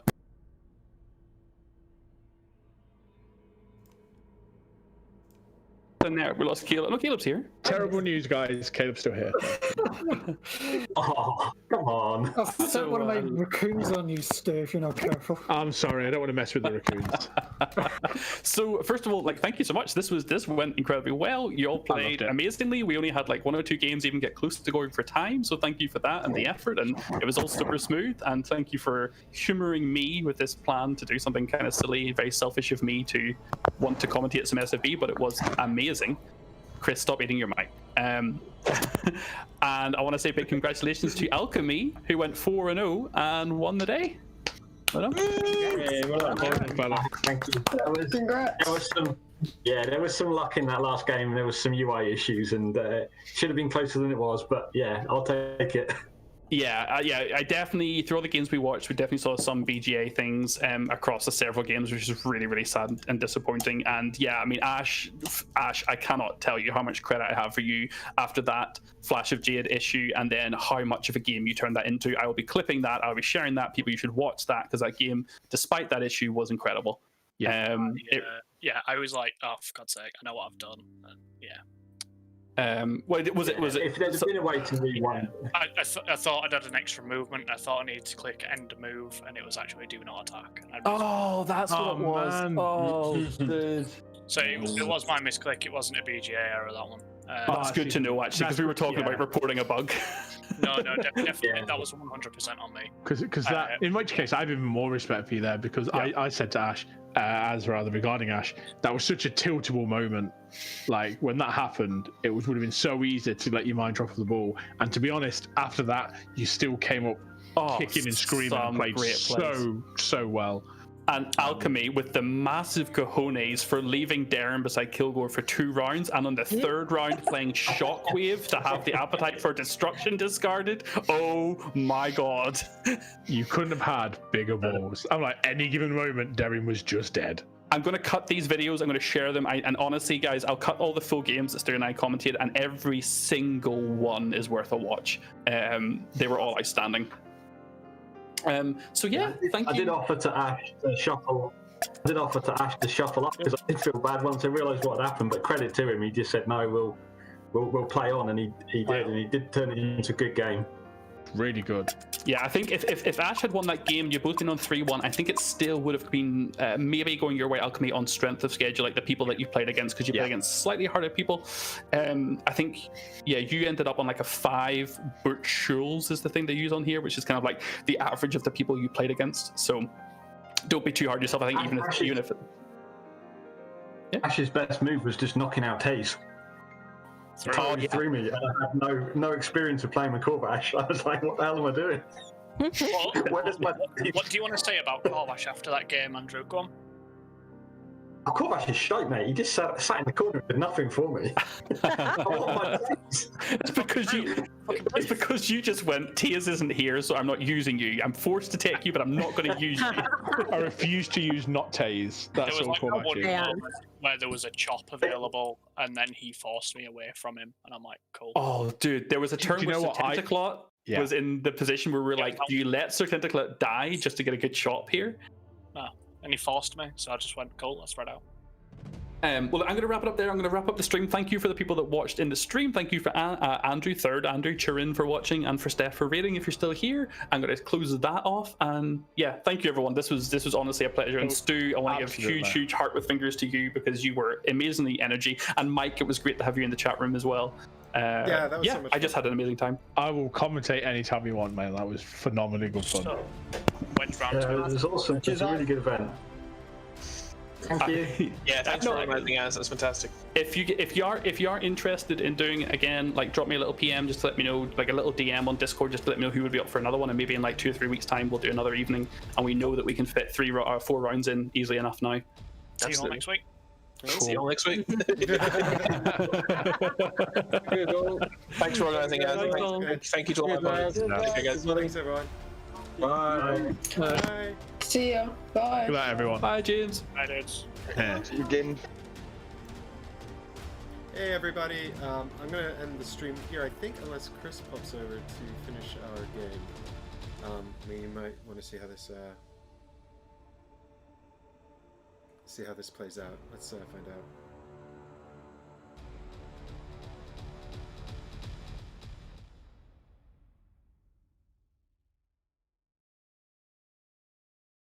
Just messaging him. But yeah, that was a ton of fun. I really enjoyed that, actually. Hello. Yeah, that's, I mean, it's a really interesting game. I do think that we were talking about sort of starting objectives and how the starting objectives can affect the balance at the beginning of the game and how there is a first turn advantage. So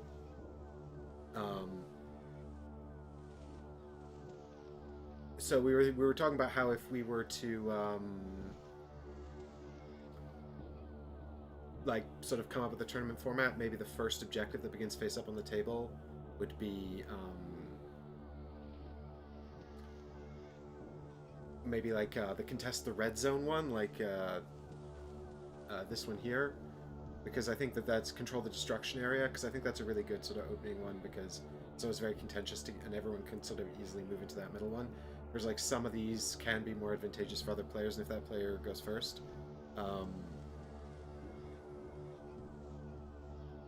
then they can get a pretty big lead right at the start. Chris and I both had like a 2 or 3 round win in our practice games, which we had 2 of, and they only lasted collectively about 6 rounds. So it's good to see the big games coming out here on stream.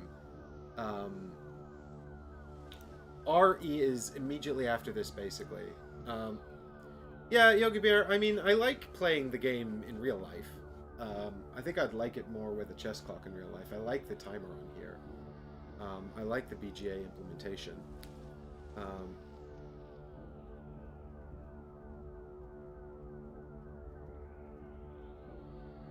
Chris is bailing for dinner because obviously he knows he's going to lose. Oh,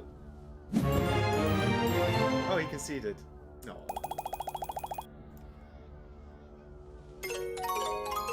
He didn't have to do that. He says, I concede, I think you have it. I think I might have been able to get 10 to clock dead that turn, so quite possibly. But, he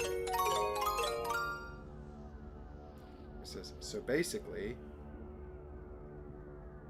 Hey, 3 victories! Oh, look at it. Regular player. Oh, Chris is talking about tournament Swiss. The problems with Swiss.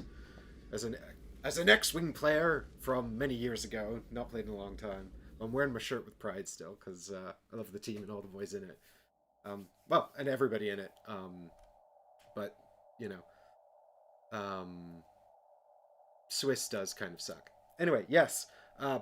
This was fun. Thank you all for indulging me while I went through this tournament. So not as sort of a talkative stream as normal, but of course that's always going to be the way with sort of random people popping in and out. I'm really glad I got to play Chris, and we're going to be back for Resident Evil. I told Michael at 11. That's in like 3 minutes. I need to go have a break. So maybe about 15-20 minutes we'll start streaming 7 again, and we'll play that till about midnight, and then we'll check to see if 8 becomes available. And I'll obviously have to install that and everything, but... Hey, Pekka, thanks for hanging out. Thanks for watching.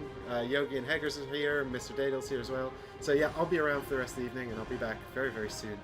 So thanks everybody so much for watching, and thanks especially to everyone who supports the channel and the patrons as well.